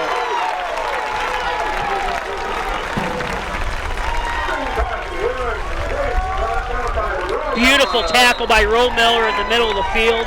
Going to bring him down right at that 23-yard line, and that's going to put him 4th and 7 here. And Ballard Bombers are going to have to punt here. Number 17, Connor Drew, going to be back here to punt the ball. And a nice end-over-end punch taken by Steen on the run, fielded again, and he's off to the races, and he's going to be brought down right at about the 34-yard line. Lynx are starting in great field position so far this second half. Really have been able to turn the field over. This is a great opportunity here for the Lynx in field position here, and really need to look to score here as we come down here with 2:43 left here in the third quarter. Ball's going to be 1st and 10 on the 34.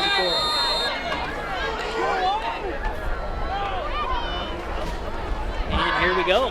And Steen's going to give to Williams, and Williams is going to take it and be brought down at about the 26-yard line. Going to be a gain of about 8 yards, and another nice run by the Lynx there on 1st and 10. Going to have about 2 yards to go here, 3 yards, long 2 here for the Lynx here on second down. And it's going to be a keep by Steen, the spin back up the middle, and he's still going, and he's all the way into the end zone. Touchdown! That's going to be a 26-yard scamper into the end zone by the spin back Steen for her first score of the game, the 4th touchdown of the game for the Lynx. That moves him to 26 touchdowns on the year. And again, that first one for Steen, the spin back there tonight. The other 3 touchdowns so far tonight have been 1-yard carries by Williams into the end zone. So with 2:11 left in the third quarter, we're sitting at 27-14 with a chance to make it 28 with the extra point by Farrell. Coming up. The snap and the hold's good, and the kick is up and good by Farrell. 28-14. 2:11 left here in the third quarter, and the Lynx go up by 2 scores with that continued running attack. We've had 1 pass, and it wasn't even by our normal, what we would call quarterback here at Webster City. It was by our typical halfback, Williams, who had a great pass there across the middle.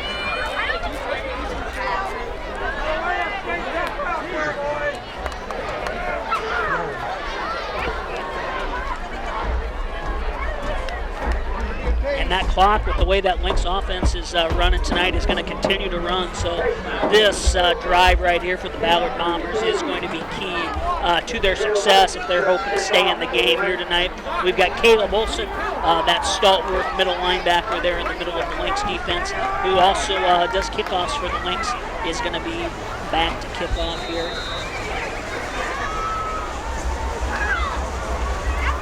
We're going to have Hinga and Luster back here deep for the Bombers. It's going to be taken by Hinga right at the goal line.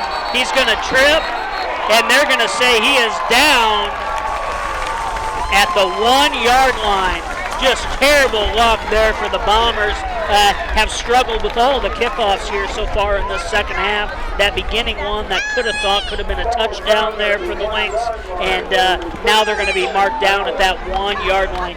Tough position to play from, tough position to throw from, and you got to think that Andy Brim, defensive coordinator here, is really going to turn up the rush blitz here on this defense here early, as we've got Schubach back, and he's back to pass, and the heat's on, and pass is incomplete, broken up. Great coverage there.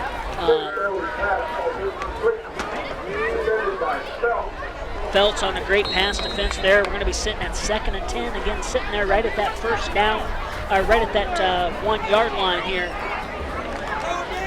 Schubach's going to be back into the end zone there. And as they come in motion, it's going to be a keep and really going nowhere. And they do call the safety.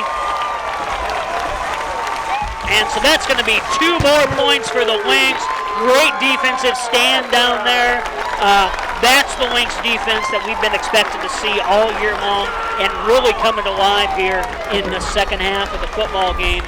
and hopefully we can continue to sustain it the rest of this game and on into next week versus Dallas Center Grimes, that number 2 ranked team in the state. So here we go. Lynx are going to get an opportunity here.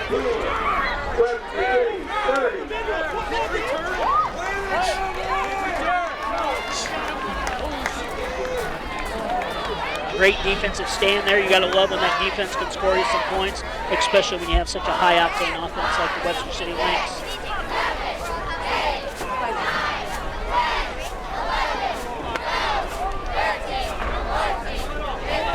And we're sitting right at 2 minutes here left in the third quarter. 30 to 14. Both teams have all 3 timeouts here left today. And it looks like we're going to have going to elect to kick it off regular here right from the 20-yard line here.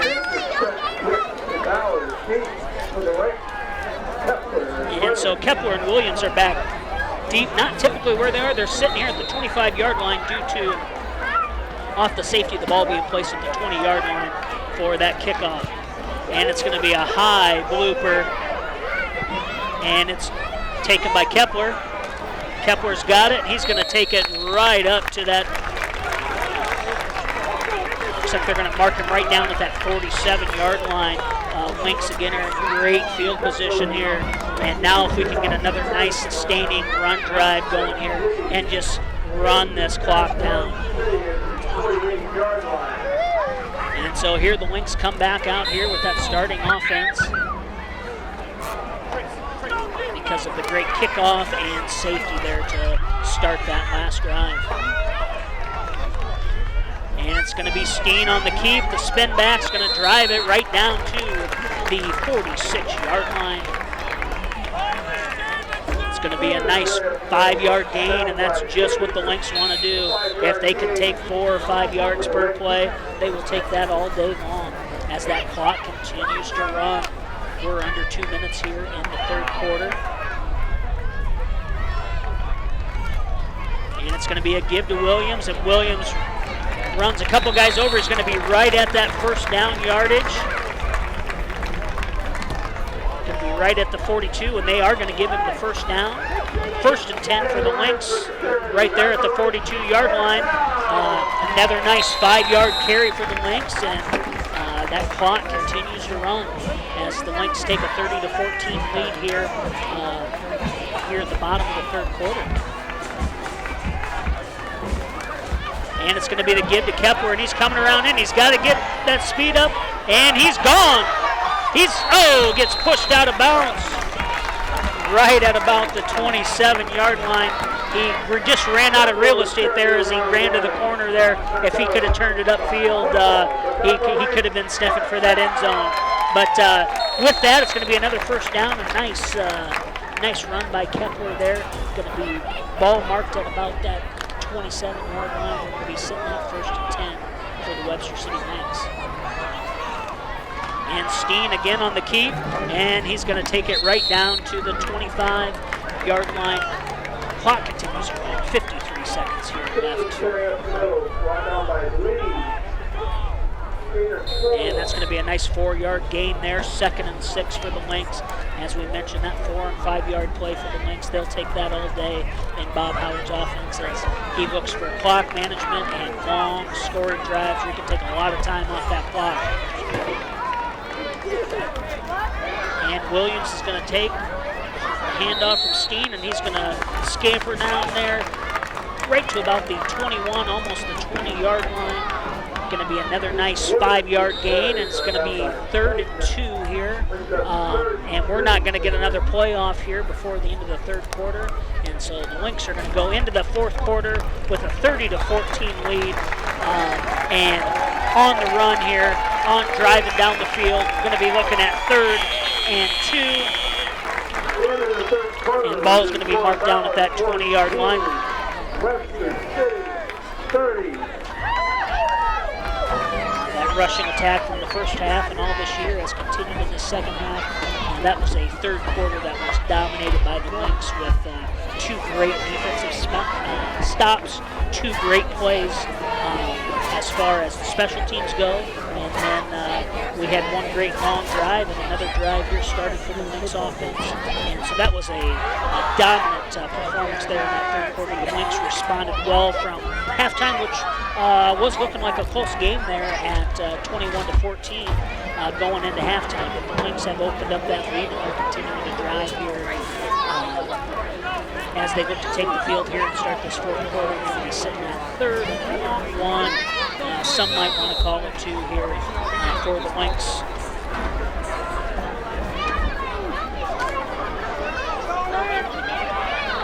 And this power run is going to Williams on the direct snap again. And he's got Cherry out front, Lawson out in front, and they continue to scamper forward, and it looks like we're going to be just short. Going to be marked just inside the 20-yard line at the 19, and they really got to get to that 18-yard line. They're going to be sitting down at 4th and 1 here to go, and we'll see what that Lynx offense can pull together here and really blow this game open if they can convert this 4th down play. This is what the Lynx offense is all about. Direct snap to Williams. He's driving, and that's going to be well enough for the first down. That initial contact didn't look good, but Williams continued to drive those feet. He's going to be marked down at the 16-yard line, and we are going to be 1st and 10 for the Lynx, marked down at the 16-yard line. And that clock continues to run.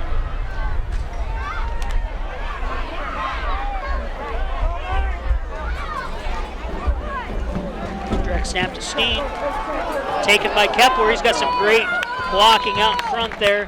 Just unable to get out in front of him. And so ball's going to be marked down there just about the 11-yard line. A nice 6-yard gain. We're going to be sitting at 2nd and 4. Cooper Lawson, that All-State offensive lineman, was out in front of that block, and Kepler was just fouled right behind it.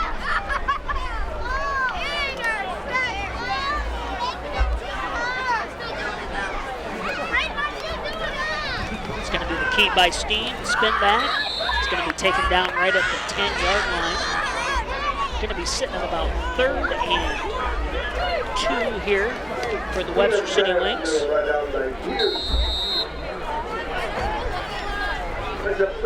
And again, that clock is just continuing to run. That ball control offense that Bob Howard's offense is known for.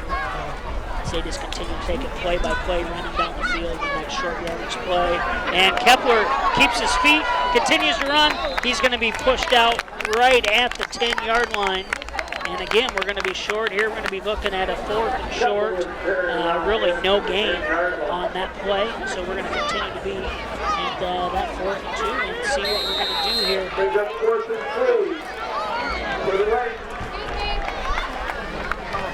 And Webster City looks to continue to want to run the ball here on 4th down. Not going to try for that field goal attempt. And it's going to be a give to Williams, and Williams is going to get tripped up, and they're going to hold. The Ballard Bombers stepped up there with a nice stop there. Coming off a tough safety, they responded well there. And now we'll see what the Bombers can put together here on offense. They're currently down by 16 points. 10:23 here left in the 4th quarter. Both teams have all their timeouts. 1st and 10 on the 10. Schubach's going to quarterback keep it. And he's going to be tackled down right at the line of scrimmage. I guess they're going to give him a yard up to the 11. Great tackle there by Max Hackbarth on the tackle of Schubach.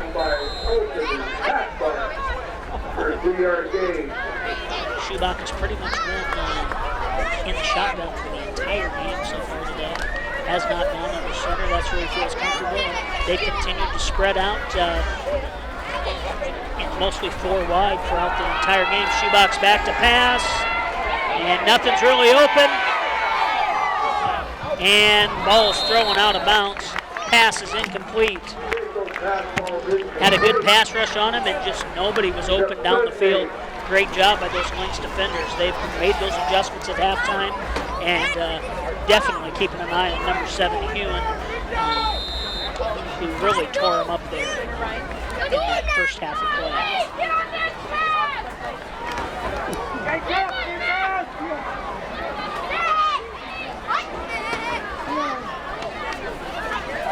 Shoebox back to pass, and he's throwing off his back foot, and the pass is incomplete. Almost could have been a pickoff, but that's going to be another 3 and out for the Bombers. Again, that Lynx defense has made the adjustments and are looking strong here in the second half of play with 9:39 here left in the fourth quarter. Lynx are going to get the ball back here. We've got Skeen and Williams sitting at their 40-yard line. Looking for another great return. They've had great returns here in the kick game so far today and are looking for another one here. And Williams is going to take it. And he's going to get taken down right at about the 40, 39-yard line. Lynx are going to be starting at the 39-yard line here. Fourth quarter, 1st and 10 at the 39. If the Lynx can put together one more big running drive here today, might put the game out of reach. But we would really like to see one more touchdown here for comfort from the Lynx here. Especially with the passing attack that the Bombers have had so far here tonight.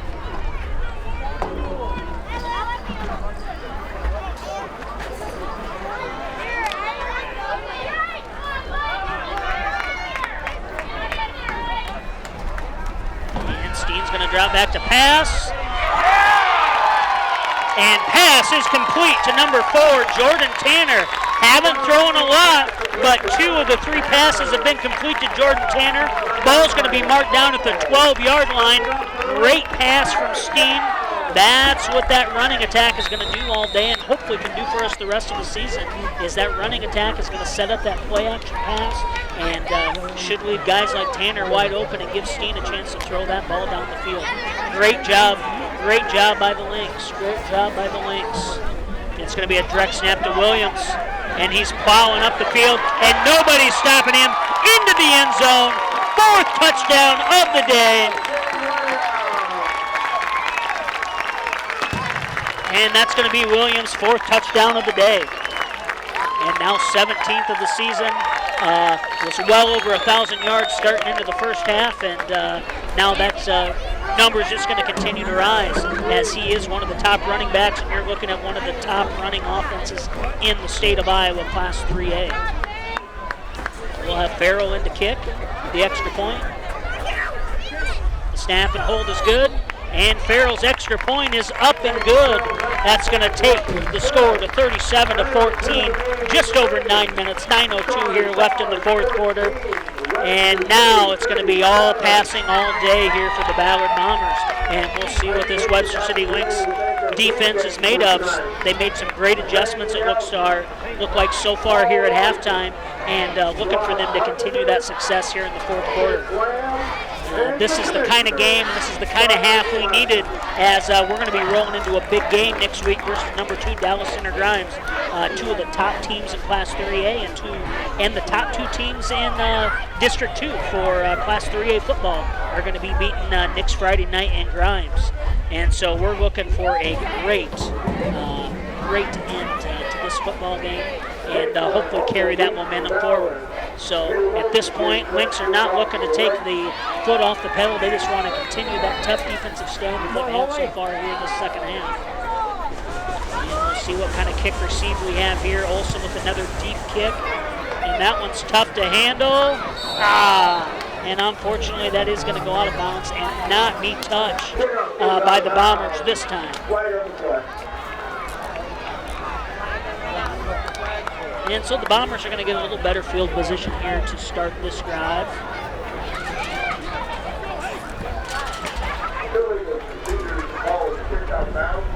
As they're going to be started at that 35-yard line, and that's about the best field position that the Bombers have had all day. They've been starting deep down in their end of the field as they've been looking to come out of some tough situations throughout the day. Shoebox going to be back there in shotgun. And it's going to be give up the middle, and it's going to be a short gain, about 3 yards. Knopfsburg gonna take that run, and he just has not had any luck today running through the middle of that Lynx defense. Steen and Olsen were in on the tackle there again. Olsen seems to be in on a lot of those tackles, and Steen coming up from that free safety position. And the pass drops back. Schubach puts a lot of air under it. Oh, 50-50 ball. And Tanner was in great position, but unfortunately the taller guy, Odin, just reached up over the top of him and hauled that ball in. And so here we sit at the 24-yard line, 1st and 10 for the Ballard Bombers, and just that fast, they can be right back into position and driving down the field.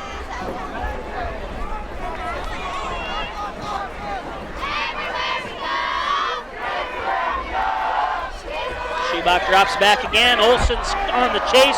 A great move by Schubach. Tanner's up in the air. Push off. And they're going to call it a touchdown.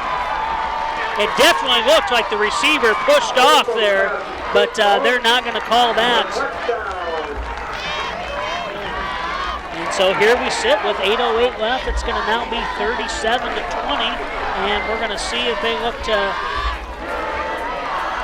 go for one or two here, and it looks like they're going to be lined up here in that swinging gate again, and they're going to pull in and just go for the extra point, make it 37-21. Makes it a 16-point game. 2 scores with 2 two-point conversions down then from there. So they're going to try to get the one this time. And that will make it 37-21 on the extra point play. And just like that, that fast with that high-octane passing offense, a 50-50 ball, a questionable call in the end zone. And here we're back into a ball game here. And so Webster City's going to have to respond here with that long, drawn-out rushing attack, 4 or 5 yards per play, and just take this ball handily down the field. You got to be thinking at this point in the game that strong offensive line of Webster City has started to wear out these Ballard Bombers defensive players, and we could break open a big one. We talked about, so far this year, the Lynx average touchdown play has been over 40 yards per play coming into the night, but with 3 one-yard gives there for touchdowns and another short gainer here tonight. We're really looking at that average coming down, and so the big play we have not seen tonight. We've seen more of those long sustained drives, and so I'll be interested to see if the Lynx can pop one of these big hitters off here yet with 8 minutes left here in the 4th quarter. And it's going to be taken by Williams. He's going to field it at about the 3, and he's going to be tripped up. Nice tackle right at the 20-yard line. Going to be taken down by number 65, Will Tassler. Tassler was a great wrestler for the Bombers last year. Made it to the state tournament, and expect to see him back. He's just going to be a junior, and so real strong wrestler there. Probably wrestling about 160 pounds for the Bombers this year. So here Webster City goes. Just over 8 minutes to go here. We've got to get that, and we're split out here. 3 to the left, and the spin back Steen's going to keep it, and he's got blockers ahead of him. Lawson's out in front. Hoped he stayed in bounds, but he's going to go out of bounds right at the 36-yard line and easily gain a first down there. Nice 16-yard run there by Steen. It didn't seem that anybody really wanted to tackle Steen. You got Cooper Lawson out in front there leading the way. And so here we're going to sit, ball on the 36-yard line, 1st and 10.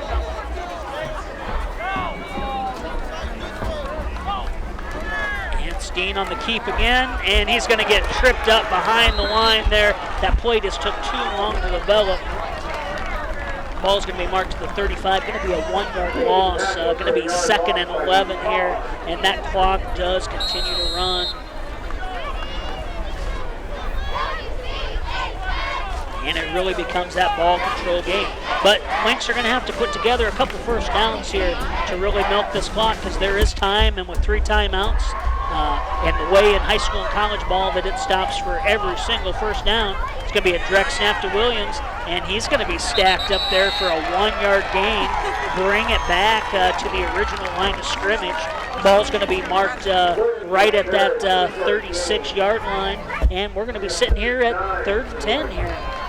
7 minutes to go. That clock is running, but this is right where the Lynx don't want to be in these 3rd and long situations. That's not what their offense is designed for, but we'll see what play Howard and the Lynx have.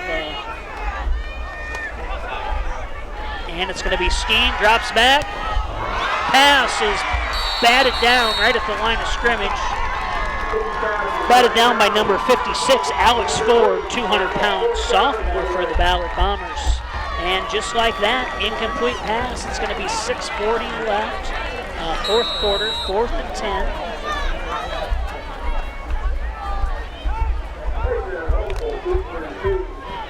And we're going to have Jordan Tanner back to punt here again tonight.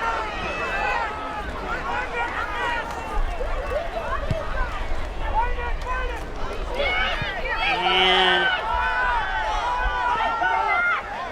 it's going to be down right at about that 36-yard line. We're going to be sitting 1st and 10. We do have a flag on the field here. Let's see what the call is going to be.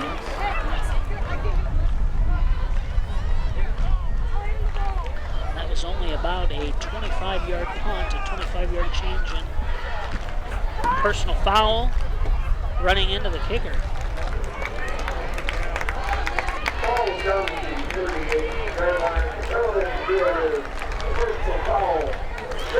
We're going to have a personal foul tripping against Ballard, and so we are going to be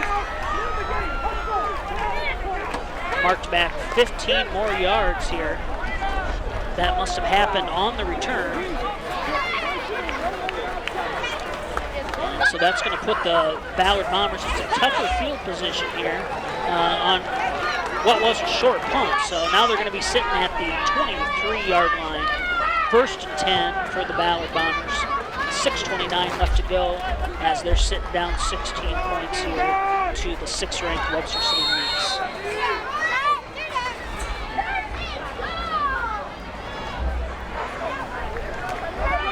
And double pass, and he's wide open all by himself. Nobody else there.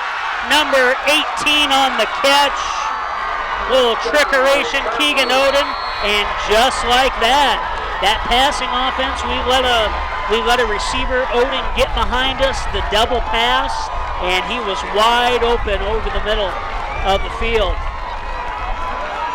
Put a lot of air under that ball, and Oden just ran under it, and no one was around for the Lynx.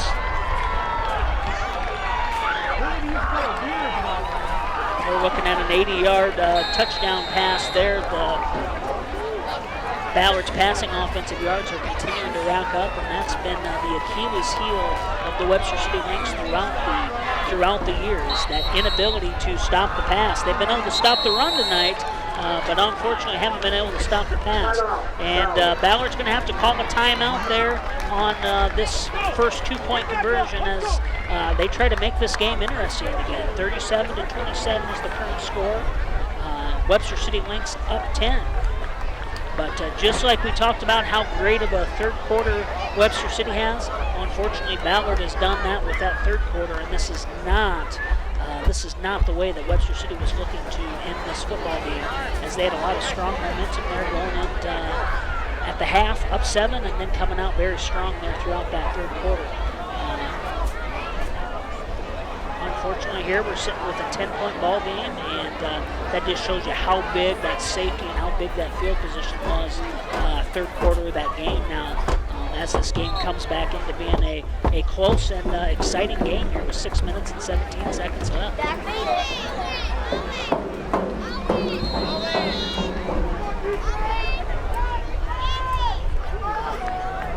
So they've come out with some trickeration here early. We'll see what they have cooked up here on this 2-point conversion play. Schubach again is back in the shotgun position. He drops back, looking for that opening, and he throws it up in the air and batted down, pass defended by Tanner, and that's going to be incomplete. 37-27 is going to be the score with 6:17 to go.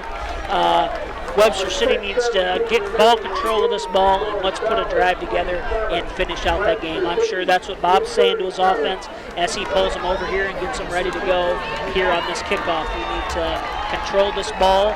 You know they're going to be looking to strip that ball, and we need to hold on and just continue those 4 or 5 yard runs and really wind this clock down. Too bad for the Bombers. They had to use that one timeout on the 2-point conversion that just failed, and so they just have 2 timeouts here left with 6:17 here left in the fourth quarter. We'll have Kepler and Williams back deep to receive. And we'll have Brendan Benson again to kick off for the Bombers. Williams, Kepler.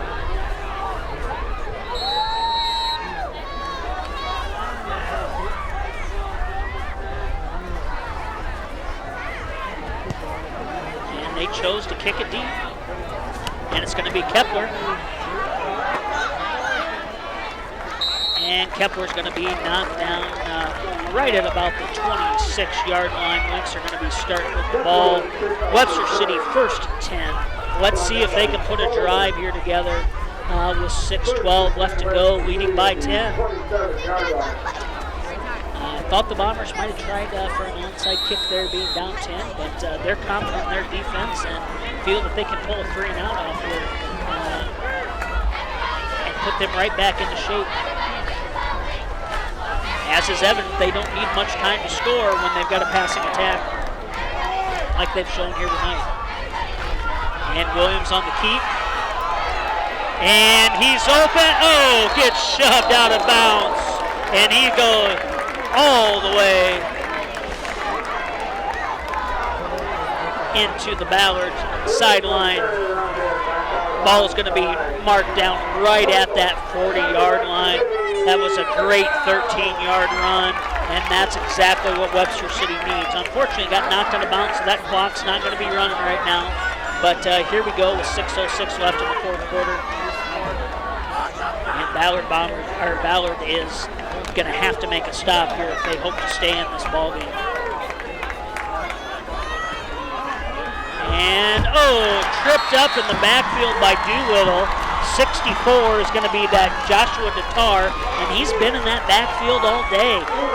He's been sensing that play and has stopped that on a number of occasions here, especially in that first half. That's the first time we've really seen him here in the second half. But again, that's going to take that Webster City team into second and really long. We're looking at about 2nd and 15 here for Webster City. Clock is running, thank goodness. 5:30 here left in the fourth quarter.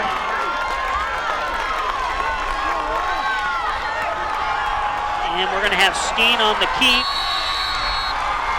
And he's going to come up to about the 36. Going to get a couple yards back, but we're going to be looking at about 3rd and 13 here with 5 minutes. We're going to be under 5 minutes here when the ball is snapped here on 3rd down, but Ballard's doing exactly what they want to do, get us in the 3rd and long type of a situation, and that's not what Webster City's offense is set up for. So it'll be interesting to see if they choose to run the ball and continue to get some time off the clock here, or if they've got another pass up their sleeve. And it's going to be Williams, and he's going to get some of those yards back, but they're going to say he got pushed out of bounds, which is going to stop that clock.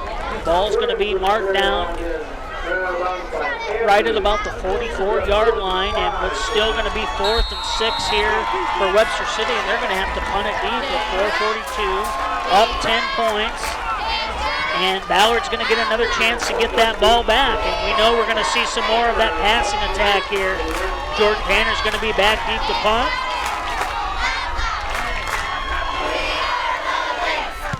Snap and punt. And that ball's going to roll and roll and roll. And ball's going to be marked down at the 12-yard line. A nice punt by Tanner. They're going to have a long ways to go, but they've been down in that deep field position throughout the game. They've been behind the chains throughout the game and have continued to put up points on Webster City. And so we'll see what tricks they have up their sleeve here with 4:32 left, down 10 points. and how Webster City's going to respond here on the defensive side of the ball. 2 timeouts, down 10. We've again got 4 receivers in formation. Shoebox back to pass. And the pass is complete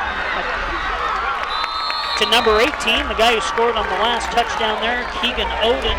And Olsen seemed to just lose Oden right in traffic there. And ball's going to be marked down right at that 29-yard line. 1st and 10 for the Ballard Bombers, and they continue to move up the field.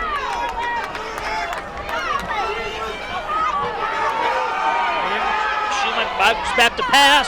The ball's tipped up by number 2, Luke Rollmiller, with a nice pass defense. We're going to be sitting here at 2nd down. Just over 4 minutes here left to play.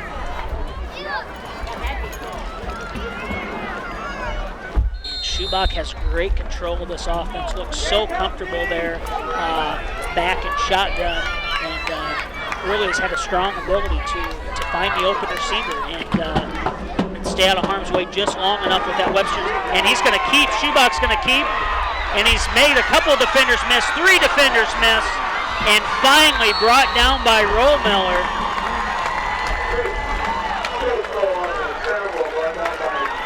Ball's going to be marked down at the 48-yard line, and as soon as those chains are set, it's going to run, but here, Ballard's ready up. They've got 4 receivers again in formation. Going under 4 minutes, 3:50 here left. Ball snapped, we got a pass, and that time we're able to wrap him up right at the chains.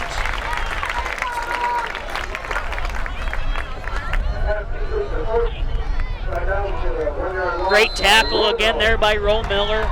Going to be 2nd and 11. That ball, thank goodness we kept it inbounds, and that clock is going to continue to run. Schubach back in shotgun. Fakes the handoff, throws it up, and it is caught by their big wide receiver. We talked about the size of their receiver, Oden, and how we struggle to match up there. Ball's going to remain inbounds. It is going to be 3rd down. We're going to have 3rd and 1 here. Ball's going to be marked down right at that 44-yard line. And Schuban is going to just run it himself, quarterback keeper, get a new set of downs here, 2:59 left. All right, those chains are set and the clock is winded. Unfortunately, Ballard is running out of time there. We're going to have to get number 7, Hewitt goes in motion, and he goes back out into the pattern. And gets hit hard by Olsen in the backfield. Pass broken up there by number 22, Kate Phelps. And so here we sit, 2:44 left, 2nd and 10. This Ballard offense is exciting. We talked about their strong rush offense that hasn't really produced tonight, but so far their passing offense is for real here tonight. Schubach back to pass. Strong, Cooper Lawson's after him, throws it up in the air. Almost intercepted. Almost intercepted, and I wonder if he got the wind knocked out of him there as he dove for that ball. And Zane Williams, the Webster City running back, is down on the play.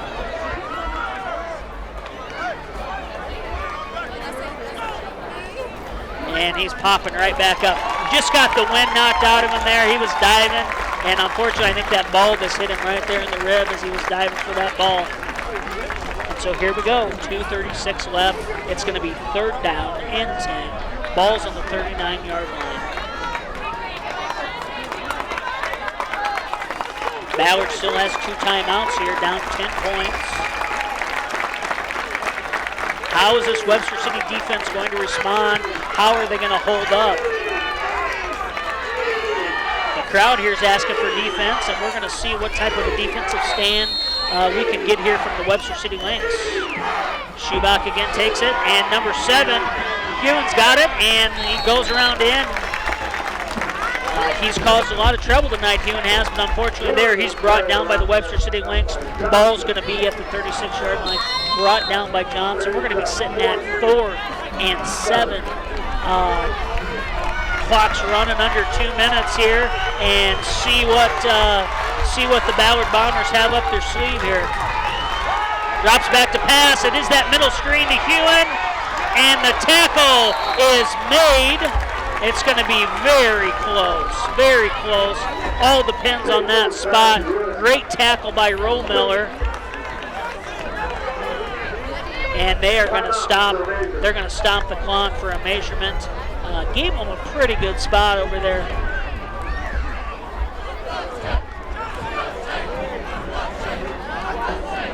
As those chains come out and they get it stretched. And it is going to be enough for a first down. So here we go. Ball's going to be marked down right at the 29-yard line. It's going to be 1st and 10 for the Ballard Bombers here with just over 2 minutes to go here in this game.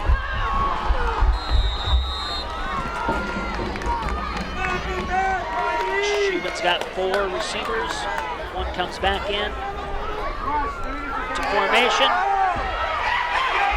And Schumann gets away from 1, gets away from 2, and the pass is caught again by Hewan.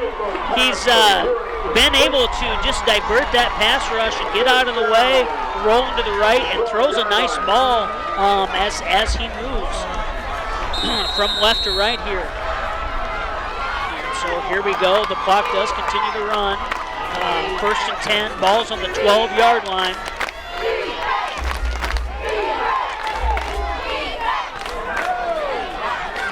And what are they going to say? And they do. They're going to say timeout. They are going to say that pass was complete. The refs were looking at each other like they weren't sure what they were going to call there. But that pass is going to go for 5 yards. We'll be sitting at 2nd and 5 here. Ball's going to be marked at the 8-yard line. For 2nd down here. 1:27 here left to go. Webster City really needs to hold them out of the end zone here if they are really hoping to go in with some positive energy into Dallas Center Crimes. Another offense that's going to be highly potent and balanced here next week. Schubach, the quarterback, has looked good here tonight. Schubach is a senior quarterback for the Ballard Bombers, and he looks like one tonight. He's been very elusive throughout the night. And that strong pass rush from Webster City has not been able to get to him. And so we're going to have 4 receivers out in formation. Schubach's going to take the snap. He drops back. No one's open. And pass is incomplete. Steen is right there. And so here we're going to sit 3rd and 5. Ball's on that 8-yard line. Clock stopped for the incompletion, so we still got 1:23 here left in the ball game. Ballard, I think right now is just really looking to score and make this game look close, which they deserve. They played just about as much strong football as we have here tonight, and we are going to have a procedure penalty, false start by the Ballard Bombers. And haven't been a lot of penalties here tonight, so what few penalties we have, unfortunately, have went against Ballard, and again are going to set them back into a tough situation here, and going to take that ball back and mark it at about the 12-yard line, and we're going to be sitting back at 3rd and 10 here for the Ballard Bombers with 1:21 here left to go in the ball game.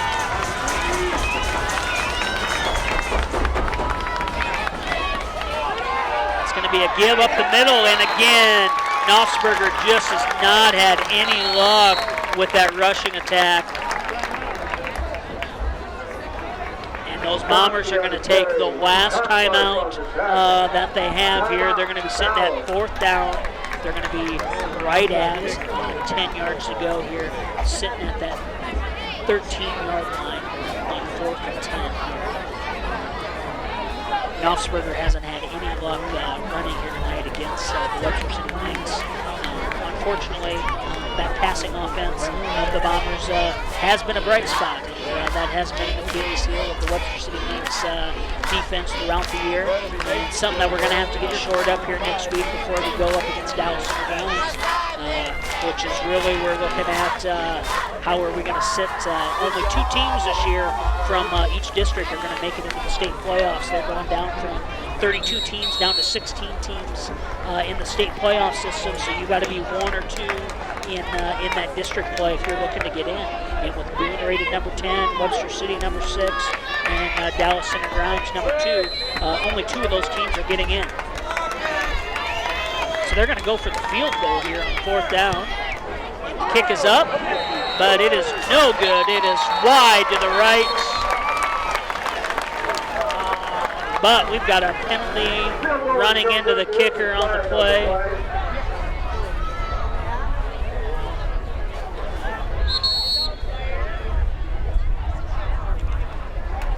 We're going to have the personal foul, roughing the kicker, not running into the kicker there. And so that is going to give the Ballard Bombers here 1st and 10, and another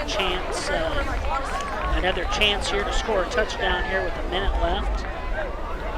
We were looking at them to attempt that field goal and then look for an onside kick, but unfortunately they did miss the kick, but with that roughing the kicker penalty, going to have to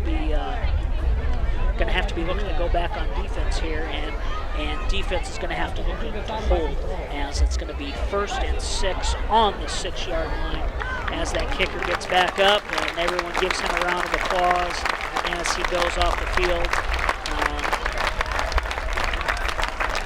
Tough play there for the Bombers. But we'll see again. This Webster City defense has bended, but is it going to break here with a minute and 8 left? What type of pride are they going to come out of here with the ball 1st and 6 on the 6? Really, anything in the playbook is open here for Ballard Bombers. The running back, Knopfsberger, hasn't done much today, but Schubach, the quarterback, has been able to run, and he's going to attempt the pass. No luck so far. Lawson throws it up in the air. 50-50 ball, and that's going to be picked off in the end zone for a touchback.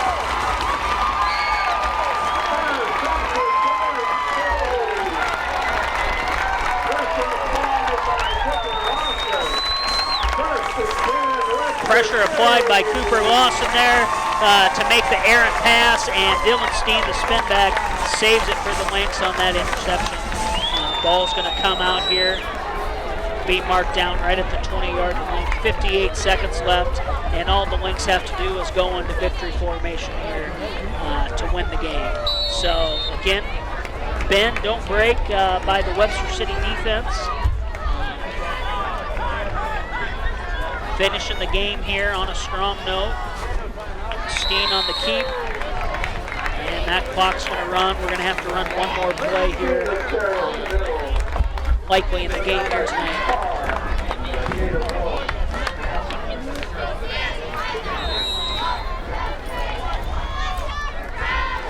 And with that, we look to next week.